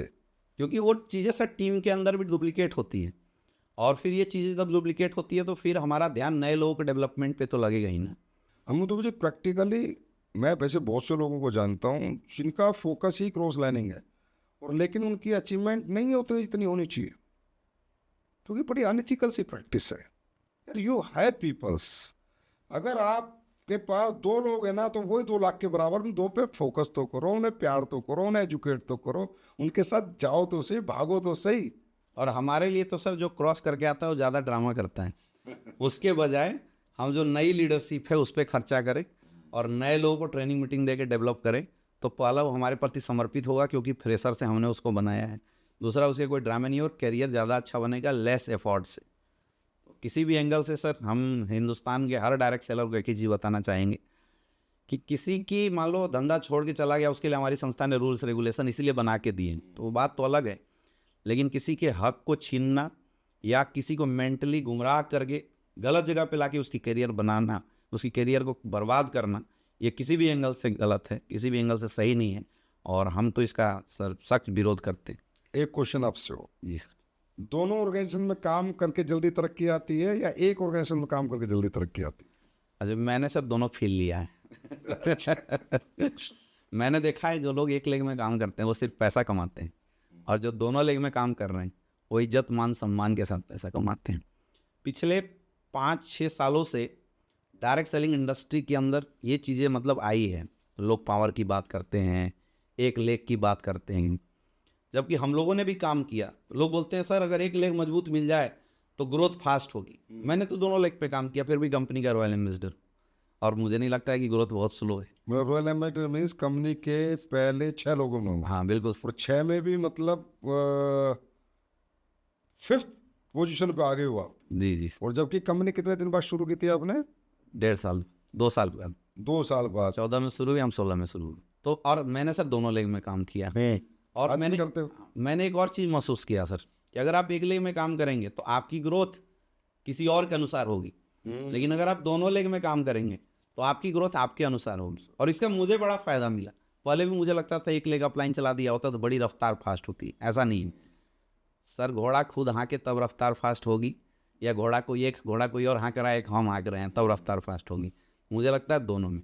हमारी प्लान सर इतनी अच्छे से डिज़ाइन की गई है कि भैया अगर किसी को 20 लाख का भी बैलेंस दे दिया जाए तो एक दौर आएगा कि ब्रांड एम्बेसडर के लिए ज़रूरत पड़ेगी। नहीं का हो सकता। आज सर बच्चे छोटे हैं, आज अगर आप उनकी परवरिश करेंगे तो आपको पिता मानेंगे, आपको गार्जियन मानेंगे, आपकी बात मानेंगे, आपको मेंटर मानेंगे। सपोज हमने एक लेग में काम किया, कुछ दिन के बाद हमारा दूसरा लेग डाउन हुआ, अब हम वहाँ काम करने जाएंगे, सारे लीडर्स बड़े हो गए, आपको अपलाइन एक्सेप्ट ही नहीं करेंगे। तो आप चाह के भी उनके अपलाइन बन नहीं सकते हो, वो आपके प्रति समर्पित हो नहीं सकते हैं। और तब रियल में लोग की जो असली औकात होती है ना एक लेग वालों की, वहाँ समझ में आ जाती है। फिर वो लंगड़े हो जाते हैं, जिधर चलाए वो तो ठीक है, इधर वाला गड़बड़ हो गया। मैं जब बोलता हूँ ना लोगों को ऐसा लगता होगा संजीव सर तो ये चाहते हैं कि बिजनेस चलाएं, बिजनेस चले, और इसलिए कहते हैं 2 लेग। अरे भाई जब तक आप 2 लेग पे खड़े नहीं हो दौड़ नहीं पाओगे। आपकी औलादें किसी और के पास है, वो कभी भी गला घोट के मार सकता है, और वो जिंदा है या रहेगा इसकी भी कोई गारंटी नहीं है। और ये लाखों एसपी करोड़ों एसपी चाहिए 100 करोड़ के चेक के लिए, ये तभी आएंगे जिसकी दोनों ऑर्गेनाइजेशन पे पकड़ है। तो मैं कह रहा हूँ भाई पकड़ करो। अगर आपका अपलाइन संभाल भी रहा है, आपको पावर बड़ा चला रहा है, तो भी अपलाइन का सपोर्ट करो जाके कि सर मैं भी आपके साथ काम करता हूँ, ये बोलो अपलाइन को। ये नहीं कि सर मैं तो इधर देखूंगा ही नहीं, मैं तो इधर आऊँगा ही नहीं। अगर ये करेंगे तो इसके 100% आपको नुकसान होने के चांसेस है। और हमने सर ये कल्चर दिया, अभी आप सर बता रहे थे कि ये टीम फास्ट ग्रोथ क्यों कर रही है, हमने अपनी टीम के अंदर कल्चर दिया। हमारी टीम का हर एक लीडर दोनों लेग पे बिजनेस करता है, और हम लोगों को बोलते हैं कि आप आइए, हम तन मन धन तीनों तरीके से सपोर्ट करेंगे और दोनों लेग में बिजनेस का सपोर्ट करके देंगे, लेकिन उसके बदले हमें भी आपसे वही चीज़ चाहिए कि आप भी अपने दोनों लेग पे बिजनेस कीजिए। और ये तो डिमांड है सर। सपोज में हमारा चेक इंसेंटिव से बन रहा है तो हम इंसेंटिव में काम कर रहे हैं, हमारा चेक बोनस बन रहा है तो हम बोनस से काम कर रहे हैं, हमारा चेक इंसेंटिव से बनता है, रैंक बोनस से छूटता है, तो हमें बोनस इंसेंटिव दोनों लेग में काम करना चाहिए। ये तो डिमांड है। और मैं बोलता हूँ वो मत करो जो आपको अच्छा लगता है, वो करो जो धंधे को अच्छा लगता है। धंधे की अगर डिमांड दोनों साइड की है तो दोनों लेग पे काम कीजिए, मजा आ जाता है काम करने। अमित जी, एक खास क्वेश्चन है, सर किसी भी व्यक्ति को कोई भी डायरेक्ट सेलिंग ज्वाइन करने से पहले किन बातों का ध्यान रखना चाहिए? ये सब मतलब मैं बोल सकता हूँ कि आज के समय में हिंदुस्तान में डायरेक्ट सेलिंग से जुड़े हुए सारे लोगों के लिए बहुत अहम सवाल है और इसका जवाब बहुत लोगों के लिए बहुत ही महत्वपूर्ण है, क्योंकि जैसा मैंने बताया कि आज 90% लोग सिर्फ इस जवाब न मिल पाने की वजह से ऐसे ऐसी घटिया कंपनियों के साथ जुड़े हुए हैं जहाँ उनकी ज़िंदगी खराब हो रही है। मेरे अनुसार सर किसी भी संस्था को चुनाव करने के लिए 5 चीज़ों का ध्यान में रखना जरूरी है, क्योंकि 5 चीज़ें इकोसिस्टम बनाती है। पहला होता है प्रोडक्ट, क्योंकि हमारे बिजनेस डायरेक्ट सेलिंग का जो जन्म हुआ है एक अच्छे प्रोडक्ट को बेचने के लिए हुआ है, और बड़ा बिजनेस जो होगा वो प्रोडक्ट से ही होगा। 90% लोग जो हमारे साथ कनेक्ट होते हैं वो प्रोडक्ट के साथ कनेक्ट होते हैं। तो हमें सबसे पहला चीज़ यही ध्यान देना है कि हम जिस भी कंपनी के साथ जुड़ रहे हैं उसके प्रोडक्ट कैसे हैं, रिजल्ट ओरिएंटेड प्रोडक्ट है या नहीं है, कंपनी की खुद की R&D प्रोडक्ट है या नहीं है। और सबसे खास बात, अगर इसको चुनाव करना तो आप ऐसे चूज कीजिए कि अगर आप इस कंपनी में नहीं होते तो क्या आप ये प्रोडक्ट खरीदते। अगर जवाब यस आ रहा है इसका मतलब कंपनी के प्रोडक्ट अच्छे हैं, और अगर जवाब नो आ रहा है इसका मतलब प्रोडक्ट को बेचने के लिए कहीं ना कहीं अपॉर्चुनिटी का सहारा लेना सकते हैं। बहुत बढ़िया। कंपनी प्रोडक्ट को लेके किस तरह का अपना मत रखती है, उसके डेवलपमेंट के पीछे कंपनी क्या काम कर रही है, ये छोटी छोटी चीज़ें हैं जो प्रोडक्ट को लेकर हमें समझना चाहिए। प्रोडक्ट की मैनेजमेंट तरीके से हो रहा है नहीं हो रहा है, प्रोडक्ट की डिलीवरी सिस्टम सही है या नहीं है, क्योंकि मैंने कई संस्थाओं को देखा जिनकी डिमांड प्रोडक्ट की आज होती है पहुंचती है 15 दिन बाद, तो ऐसे बिजनेस नहीं चलेगा। पहला है प्रोडक्ट। दूसरा चीज़ होता है पे आउट सिस्टम। अगर 100 लोग हमारे साथ आते हैं 90 लोग आते हैं प्रोडक्ट से, लेकिन 10% जो डायरेक्ट सेलर होते हैं, जो अपॉर्चुनिटी ग्रैब करने वाले लोग होते हैं, उनको चाहिए पे आउट सिस्टम। तो हमें चेक करना पड़ेगा कि कंपनी का पे आउट सिस्टम कैसा है। ओवर पे आउट भी डेंजरस है और लो पे आउट भी डेंजरस है। अकॉर्डिंग टू रूल्स, जैसा हर डायरेक्ट सेलर को अगर देखा जाए, लोग पूछते हैं भाई पैसा कहाँ से आता है, तो लोग बड़ी कॉमन एग्जांपल बताते हैं, कोका कोला के एग्जांपल लेके बताते हैं, 70% 30% का रेशियो बताते हैं।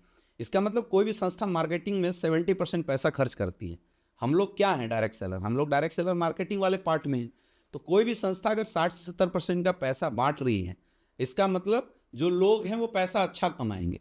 तो कितने परसेंट पैसा बांटती है, किस प्लान से बांटती है, ज़्यादा मायने नहीं रखता। कैलकुलेटिव हो और कितना परसेंट पैसा सॉफ्टवेयर के अंदर कंपनी डालती है, ये बहुत मायने रखता है। अगर 60-70% का पैसा डाल रही है कोई भी कंपनी, तो फिर आप उस कंपनी को चूज कर सकते हैं। एक्सेस पैसे का अगर कोई वादा देता है तो भी गलत है, कम पैसा अगर कोई डाल रहा है तो भी गलत है। आज हमारे यहाँ गुमराह करने के लिए लोग 3 तरह के प्लान चला रहे हैं। एक फ्रेशर ओरिएंटेड प्लान होता है, जहाँ पे ज्वाइनिंग के वक्त इतना मोटा पैसा दिखा देंगे कि फ्रेशर लुहाना होकर जल्दी उसके साथ जुड़ जाता है, ये गलत है। कुछ लोग ऐसे होते हैं जो leaders oriented plan, senior oriented plan बना रखे हैं, ऊपर वाले दबा के पैसा कमा रहे हैं, नीचे वाले को कुछ नहीं मिलता। तो हमें चेक करना पड़ेगा, और इसको चेक करने का मैं बड़ा आसान तरीका बोलता हूँ कि आप पता कीजिए कि उस कंपनी में फ्रेशर कितने दिन में सक्सेसफुल हुआ है। अगर किसी भी संस्था में फ्रेशर सक्सेसफुल है, इसका मतलब उसका प्लान तगड़ा है, प्लान सही है, प्लान एक फ्रेशर को ग्रो कराने लायक है। लीडर तो हो ही जाएगा, लीडर को तो लीडर तो कहीं से हो जाएगा, सेमिनार पता है, लोगों को लीड करना आता है। लेकिन अगर किसी कंपनी में कोई व्यक्ति बिना नेटवर्किंग करे आया है और वो सफल हो रहा है, बिल्कुल प्रैक्टिकल बात है। अब ये कैसे होगा? तीसरी चीज, एजुकेशन सिस्टम। आज डायरेक्ट सेलिंग में सिर्फ पैसे की बात लोग कर रहे हैं, लेकिन ये तीसरा पार्ट बहुत महत्वपूर्ण है, एजुकेशन सिस्टम। हमें ये पूछना चाहिए सामने वाले अपलाइन से कि भाई साहब आपकी कंपनी में एजुकेशन सिस्टम कैसा है, क्योंकि इससे पता चलता है कि वो संस्था हमें बना क्या रही है। हमारे इंडस्ट्री में कौन लोग आते हैं? अनप्रोफेशनल लोग आते हैं, middle class, lower middle class के लोग आते हैं, बहुत ज़्यादा एजुकेटेड लोग आते नहीं। अब उन्हें हम 70 करोड़ की बात बता रहे हैं, 100 करोड़ की बात बता रहे हैं, करोड़ों रुपए कमाने की बात बता रहे हैं, अब वो कैसे कमा सकते हैं विदाउट एजुकेशन सिस्टम? तो ये चेक करना बहुत जरूरी है कि उस संस्था की एजुकेशन सिस्टम कैसी है। अगर एजुकेशन सिस्टम पावरफुल है तो मतलब बिजनेस निकल जाएगा। उसके बाद प्रोडक्ट भी अच्छा है, पे आउट भी अच्छा है, एजुकेशन सिस्टम भी अच्छा है। फिर चौथा चीज चेक कीजिए, अपलाइन। आप जिसके साथ कनेक्ट हो रहे हैं उस अपलाइन का विजन कैसा है, वो कितना आगे जाने वाला है, कहीं लालची तो नहीं है, कहीं उसकी नीयत कहीं और तो नहीं है। जैसे सर आपने अभी बताया कि भाई अपलाइन भाग जाए वहां से तो फिर क्या करोगे, ये चेक करना बहुत ज़्यादा जरूरी है। अब ये चारों चीज जब आती है ना तो डायरेक्ट सेलिंग का एक पॉजिटिव इकोसिस्टम बनाती है। अच्छा प्रोडक्ट, अच्छा पे आउट, अच्छा एजुकेशन सिस्टम, दमदार अपलाइन, एक पॉजिटिव इकोसिस्टम बनाती है। और बोलते हैं कि जब इस इकोसिस्टम में आप परफॉर्म करेंगे, यानी आपका भी रोल जरूरी है, पांचों चीज़ों से मुट्ठी बन रही है, प्रोडक्ट, पे आउट, एजुकेशन सिस्टम, अपलाइन और ये पांचवा हम, तब मुट्ठी बन रही है। और ये एक महत्वपूर्ण इकोसिस्टम बना रहा है डायरेक्ट सेलिंग का। और एक पॉजिटिव इकोसिस्टम में जब कोई इंसान काम करेगा तो उसकी ग्रोथ 100% होगी। किसी भी कंपनी के चुनाव में मैं बोलता हूँ ये चार चीज़ आप चेक कर लो, पांचवा तो आप हैं ही, और मेहनत कर दो, 100% कैरियर बनेगी। बहुत बहुत अच्छा मैसेज आपने दिया अमित जी। इसी में इस श्रृंखला में एक क्वेश्चन हो रहा है मेरे दिमाग में कि 96 से इंडिया में डायरेक्ट सेलिंग आई और आज 2024 से, अगर मैं 1000 करोड़ से ऊपर टर्नओवर की बात करूं तो मेरे नज़रों में 6 कंपनी है, राइट? जी जी। अगर मैं उम्र की बात करूं 20-20 साल की उम्र की तो 5-6 कंपनी। और जबकि यहाँ आए दिन 1-2-4 कंपनी रोज खुलती है, मतलब महीने में 150-200 खुलती हैं। अब महीने में 150-200 खुलती हैं तो 24 साल में, मतलब 24 और 4 28 साल हो गए, तो 12 दूनी 26 और 12 अट्ठे 96, 260 और 96 कितने हो गए मेरे? हो गए साथ 366 के आसपास। 366 महीने इंटू 150-200 कंपनी, तो 8-10 हज़ार कंपनियाँ, 20,000 कंपनियाँ खुली हैं। वो 6-7 ही क्यों सरवाइव कर पा रही है? इतना लंबा सफर किया है, आपके अनुसार बाकी कंपनी में सरवाइव क्यों नहीं किया? लोग तो वहाँ भी गए थे, लोगों को बुला के और बता के तो वो लोग भी लेके गए थे। आप क्या मानते हो उसमें? सर बाकी कंपनियों में वो जो इकोसिस्टम बना के देना चाहिए था ना, वो इकोसिस्टम बना के नहीं दे पाई है, इसीलिए लोग सरवाइव नहीं कर रहे। लोग जा रहे हैं जिस रफ्तार से, उसी रफ्तार से भाग के आ भी रहे हैं। क्योंकि क्षणिक लालच से आप प्रेजेंट में लोगों को खड़ा कर सकते हैं, फ्यूचर खड़ा करने के लिए लोगों को कैरियर दिखाई देना चाहिए। और कैरियर दिखाने के लिए सारी चीज़ें जब इक्वलाइज होकर जोर लगाएगी तभी ऐसा काम हो सकता है। और इंडिया में तो सर हमारा एडमिनिस्ट्रेटिव सिस्टम इतना मतलब ज़बरदस्त है कि यहाँ पे 1000 करोड़ के बाद कंपनी को स्टेबल करके रखना एक बहुत बड़ा चैलेंज होता है। और हिंदुस्तान में डायरेक्ट सेलिंग में जितने भी लोग हैं सर, मैं तो एक ही भाषा में बोलता हूँ, सब लोग संजीव कुमार नहीं होते। किसी की सोच ही नहीं रही है सर कि इंडियन डायरेक्ट सेलर को कुछ दिया जाए। ऐसा नहीं कि लोगों को पता नहीं है कि अच्छा प्रोडक्ट बनाना चाहिए, ऐसा नहीं है कि लोगों को पता नहीं है कि लोगों को कमवाना चाहिए, ऐसा नहीं है कि लोगों को पता नहीं है कि सही एजुकेशन सिस्टम देना चाहिए, लेकिन लोग अपनी लालच के चक्कर में जानबूझ के नहीं देते हैं। इंडिया के अंदर मैंने कई कंपनी के जो डायरेक्टर्स हैं उनको मैंने स्टेज से बोलते हुए देखा है कि डायरेक्ट सेलिंग प्रोडक्ट बेचने का बिजनेस ही नहीं है, वो ट्रेनिंग ऐसा दे रहे हैं।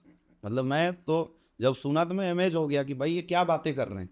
वो बोलते हैं कि इंडिया अपॉर्चुनिटियों से भरा हुआ है। मैंने कई बड़े बड़े डायरेक्ट सेलरों को देखा जो बता रहे हैं कि इंडिया अपॉर्चुनिटी से भरा हुआ है, तो हम क्यों प्रोडक्ट बेचें। ये तो एक प्रकार से मिसलीड करने जैसा हो गया। तो बोलते हैं मिसलीड करके आप खुद का दुकान चला सकते हैं, व्यापार, बहुत बड़ा व्यापार खड़ा नहीं कर सकते। इन्हीं लोगों की वजह से परसेप्शन कहीं ना कहीं गलत वो हुआ है। पॉजिटिव नहीं गया सोसाइटी में जो जाना चाहिए था। और दूसरा रीज़न मुझे भी लगता है कि बड़े इजीली अप्रोचेबल है डायरेक्ट सेलिंग कंपनी खोलना, बड़े इजीली अप्रोचेबल है। तो हर आदमी को लगता है खोलो, कुछ आ जाएगा, ठीक है, कुछ लीडरों को ले जाओ, कई बार सीनियर लीडर हो जाते हैं, कुछ पैसा कमा लेते हैं, बोला एमडी बनने का शौक है लोगों को, इस चक्कर में बन जाते हैं। फिर लोग जाते हैं, 1-2 साल कबड्डी करते हैं, फिर भाग जाते हैं, और फिर वो भी बर्बाद और सबको बर्बाद करके परसेप्शन नेगेटिव कर देते हैं। क्योंकि इसके लिए विजन चाहिए होता है, स्ट्रॉन्ग विजन चाहिए होता है कि हमें जाना कहाँ है और हम ये काम कर क्यों रहे हैं। और मार्केट में सर एक चीज़ और है, ये जितने भी मनी रोटेशन या मनी इन्वेस्टमेंट वाली कंपनियां चली है, अब एक इंसान जैसे इसमें ठग लिया जाता है तो उसके माइंड में एक चीज़ बैठी हुई है कि मैं ठग लिया गया, मैं भी 4 को ठग के निकल रहा हूं। हाँ, ये सही बात। तो लोगों वाली भावना तो है ही नहीं ना लोगों के अंदर। लोग तो ये सोच रहे हैं कि ये peoples means material, we have to use them. अब कोई लोगों को मटेरियलिस्टिक रूप में देखेगा तो वो तो लोगों के कल्याण की बात नहीं करेगा, वो कभी भी लोगों की ग्रोथ की बात नहीं करेगा, लोगों से पैसे उठा के निकल जो बड़ा प्यारा बिजनेस है, इमोशनल बिजनेस है, जीते हैं डायरेक्ट सेलिंग को हम लोग तो। मतलब लोग इतना प्यार करते हैं, इतनी मोहब्बत करते हैं। वो यहाँ तो सही बताऊँ, यहाँ तो बिल्कुल भी हरकत नहीं करनी चाहिए कोई ऐसी गलत जिससे लोगों के कैरियर को कोई फर्क पड़े। तो अमित जी, आप कुछ पर्सनल हो जाए, कितनी कार मेंटेन कर रहे हो आज आप? सर हमारे घर में टोटल 4 कारें हैं अभी। अच्छा, कौन सी? एक होंडा सिटी, एक फॉर्च्यूनर, एक BMW, एक जैगवार। और अभी कोई कार और लेने? अभी 2 कार सर मेरे टारगेट में है। एक तो मैं जनवरी में लेने वाला हूँ, डिफेंडर, टॉप मॉडल। अच्छा, और एक सर मेरा सपना है 2 सीटर कार का, वो भी अगले 2-3 महीने के अंदर वो भी अचीव करेंगे। एक डायरेक्ट सेलर जब इतनी बड़ी बड़ी कारों का मालिक बनता है मुझे बड़ी खुशी होती है, वो भी 6 कार। अमित जी, मात्र 29 साल उम्र है आपकी और इतनी कम उम्र में इतनी बड़ी सफलता, इसका क्रेडिट किसको देते हैं? सर मेरे अनुसार इसका सबसे बड़ा क्रेडिट है एसलीपीएस वेलनेस को, उस प्लेटफॉर्म को जिसने परफॉर्म करने का मौका दिया। इसका सबसे बड़ा क्रेडिट है सर हमारे मेंटर्स, सर आप हैं, महिपाल सर, शिव कुमार सर ने, जिन्होंने पल पल साथ दिया। इसका सबसे बड़ा क्रेडिट है सर हमारी डाउनलाइन, जिन्होंने प्यार किया और जब जब हमें लगा, जो जो हमने बताया, लोगों ने खड़े होकर धन्यवाद दिया। और सबसे बड़ा क्रेडिट सर हमारे माँ बाप को, जिन्होंने बचपन में एक सोच दी थी कि बेटा तुझे जीवन में कुछ करना है। शायद ये अमित दुबे उसी का प्रोडक्ट है। सर 29 साल की उम्र है, इतनी कम उम्र में इतना पैसा, इतनी गाड़ियाँ, इतना इंजॉयमेंट, आप कैसा फील कर रहे हो? क्योंकि देखो एक कहावत है ना, when you understand the game of your life you are too old to play, या फिर कि जब आप रिच बनते हो और आप ओल्ड हो और रिच हो तो वो रिचनेस किसी काम की नहीं है। पेट में दांत नहीं, वो पेट में हाथ नहीं, मुंह में दांत नहीं, पैसे का क्या करोगे आप? आपका रियल टाइम टू एंजॉय, कैसा फील करते हो आप कि यार इतनी उम्र में मेरे पास ये सब कुछ है? सर बहुत अच्छा फील करते हैं, लेकिन वो आपने जो सर एक सोच डाल दिया ना जब से 100 करोड़ का तो अभी मतलब कुछ खासे अमीरी नज़र आ नहीं रहा है। अभी तो लगता है सर कि जब 100 करोड़ कमाएंगे तब खुद को अमीर मानेंगे। अभी तो बस शुरुआत है सर ये। सर जैसा कि हमें पता है, क्योंकि मैं तो आपकी मैरिज अटेंड करने गया था और कोविड के टाइम था, आपकी शादी एक सेलिब्रिटी पूर्वांचल की superstar singer Mrs Anu Dubey से हुई। जी, मैंने भी अटेंड की थी कोविड में। कैसा फील किया आपने कि एक डायरेक्ट सेलर को ये भी एक बड़ी बात थी कि इतनी सेलिब्रिटी जिसके घर घर में गाने सुने जाते हैं और वहाँ हमारा एक डायरेक्ट सेलर शादी कर रहा है। मैं उस दिन काफ़ी खुश था। आपको कैसा फील हुआ था? एक्चुअल सर हमारी जो शादी थी वो लव मैरिज नहीं है। कई लोग तो ये सोचते हैं कि लव मैरिज है, क्योंकि आप लोग रोज इतना दिखते हो ना सोशल मीडिया पे, वैसे लव से भी बड़ा गहरा लव लगता है। तो हमारी शादी अरेंज मैरिज थी। हाँ। हमारे यहाँ जब मतलब मैडम का रिलेशन आया हुआ था, रिश्ता आया था, तो मतलब हमारे यहाँ लोग अचंभित थे कि भाई ये करता क्या है लड़का, इसके पास अनु दुबे का रिश्ता आया हुआ है। लेकिन हमारे जो सर फादर इन लॉ हैं, उन्होंने मुझे यूट्यूब पे देखा था। तो अब तो अगर उस संदर्भ में हम देखें सर, तो शायद लोगों की नज़र में डायरेक्ट सेलर की इमेज छोटी रही होगी, लेकिन सर आपने सेलिब्रिटी बना दिया था जब तक शादी हुई थी। मतलब हम कह सकते हैं से कोई चूज क्यों करता है, सीधी सी बात। एक सेलिब्रिटी से शादी कर रहा था। हाँ बिल्कुल सही बात। ऐसा लग रहा था भाई फॉलोअर आपके पास भी है। आपने सर सेलिब्रिटी उस समय तक हमें बना दिया था, नहीं तो कोई सेलिब्रिटी हमें क्यों चूज करता है। भाई देखो लाखों लोग आपके भी फॉलोअर हैं, लाखों लोग अन्नू मैडम के फॉलोअर हैं। जी जी। तो आप दोनों में कंपटीशन नहीं होता कि तू बड़ी सेलिब्रिटी है मैं बड़ा सेलिब्रिटी? नहीं, उनके फॉलोअर सर अलग हैं और हमारे फॉलोअर अलग हैं, तो हमारा सर इस चीज़ में कंपटीशन होता है। कभी जैसे वो पोस्ट डालती है तो हमारे जो लोग हैं उसमें कमेंट करते हैं और हमारे जो पोस्ट होते हैं उसमें भी उनके कमेंट आते हैं। लेकिन अच्छा लगता है सर, मैं तो धन्यवाद दूंगा सर, आपने ये ज़िंदगी दिया है। आपकी बिटिया अभी 1 साल का आपने बर्थडे बनाया, बड़ा लग्जरी बर्थडे बनाया था, पूरा 5 स्टार बुक किया था। जी जी। मैंने गजब की एक चीज़ देखी, आपकी बेटी का भी इंस्टा का अकाउंट है और वो अभी से फॉलो डेवलप कर रही है। हस्बैंड वाइफ स्मार्ट बहुत हो आप, सेलिब्रिटी होते हैं पहले से। मतलब मुझे लगता है जब तक वो बेटी बड़ी होगी हिंदुस्तान की जानी मानी सेलिब्रिटी होगी। ये सर मैडम का आइडिया है मेरा नहीं। आपके और अनु मैम के बड़े रील्स आते हैं और आप कहीं भी रील्स बनाने लग जाते हो तो पूरा स्क्रिप्ट डिजाइन करके बनाते हो या बस ऐसे ही? नहीं सर, वो अब जैसे वो तो प्रोफेशनल एक्टर हैं, वो बनाती है जबरदस्ती हमें खींच लेती हैं तो उसमें हम ही बना लेते हैं। मुझे नहीं आता। अच्छा अब ये बताओ, वो भी सेलिब्रिटी, आप भी सेलिब्रिटी हो, आप 28 दिन बाहर रहते हो, वो भी बाहर रहती होंगी, तो मिलना कितने दिनों में होता है आप दोनों का? हम लोग सर वही बच्चे 2 दिन में मिलना होता है। अच्छा, इसका प्लस पॉइंट है सर, अच्छा इंडिया में डायरेक्ट सेलर की बीवियों से बहुत झगड़े होते हैं लोगों के।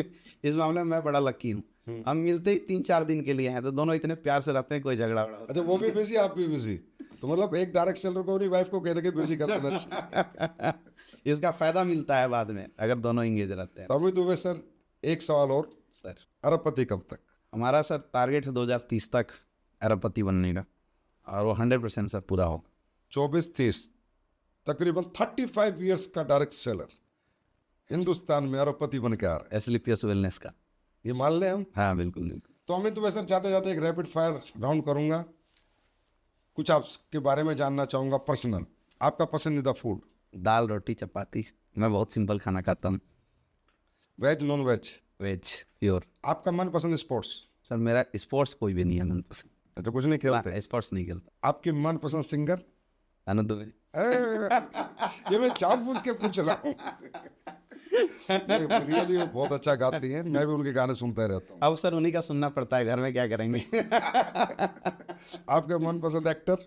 एक्टर अजय देवगन। मनपसंद एक्ट्रेस? ऐश्वर्या राय। ऐश्वर्या राय। आपकी मनपसंद कार, ड्रीम कार? बेंटले, जिसमें सर इस पर बैठा के आपने मतलब चस्का लगा दिया है। आपका मनपसंद डोमेस्टिक टूर डेस्टिनेशन? गोवा। आपका मनपसंद international tour destination? International Dubai. आपका मनपसंद काम? Direct selling. मज़ा आता है सर करने में। अमित दुबे सर, आपसे आज इस लीडिंग लीडर्स के पॉडकास्ट में बात करके बहुत अच्छा लगा। और मैं रियली बताऊं तो मुझे भी आपसे सीखने को बहुत कुछ मिला। और इस पॉडकास्ट को जितने भी लोग देखेंगे, रियली उनको सीखने को और डायरेक्ट सेलिंग समझने को, और साथ साथ ज़िंदगी समझने को, और साथ साथ एक इंसान तरक्की के बाद कैसा रहना चाहिए, होना चाहिए, वो सब जानने को मिलेगा। तो मुझे बहुत मज़ा आया आपके साथ बात करके। Thank you so much dear Amit. Thank you sir, thank you so much. दोस्तों, आज फिर हमने लीडिंग लीडर्स के इस पॉडकास्ट पे एक चार्मिंग यंगस्टर और एक कामयाब व्यक्तित्व को सुना। और फिर वही एक बार सिद्धांत जो हम साबित करना चाहते हैं कि लीडर किसी भी फील्ड का हो, किसी भी प्लेटफॉर्म पे काम कर रहा हो, सिद्धांत एक जैसे ही रहते हैं। आप सिर्फ प्लेटफॉर्म चुनिए, सिद्धांत हम बताएंगे, विश्वास हम दिलाएंगे। आपको सफल बनाने के लिए लीडिंग लीडर्स हमेशा आपके साथ है। मिलते हैं अगले पॉडकास्ट में फिर एक कामयाब हस्ती के साथ। जब तक के लिए नमस्कार।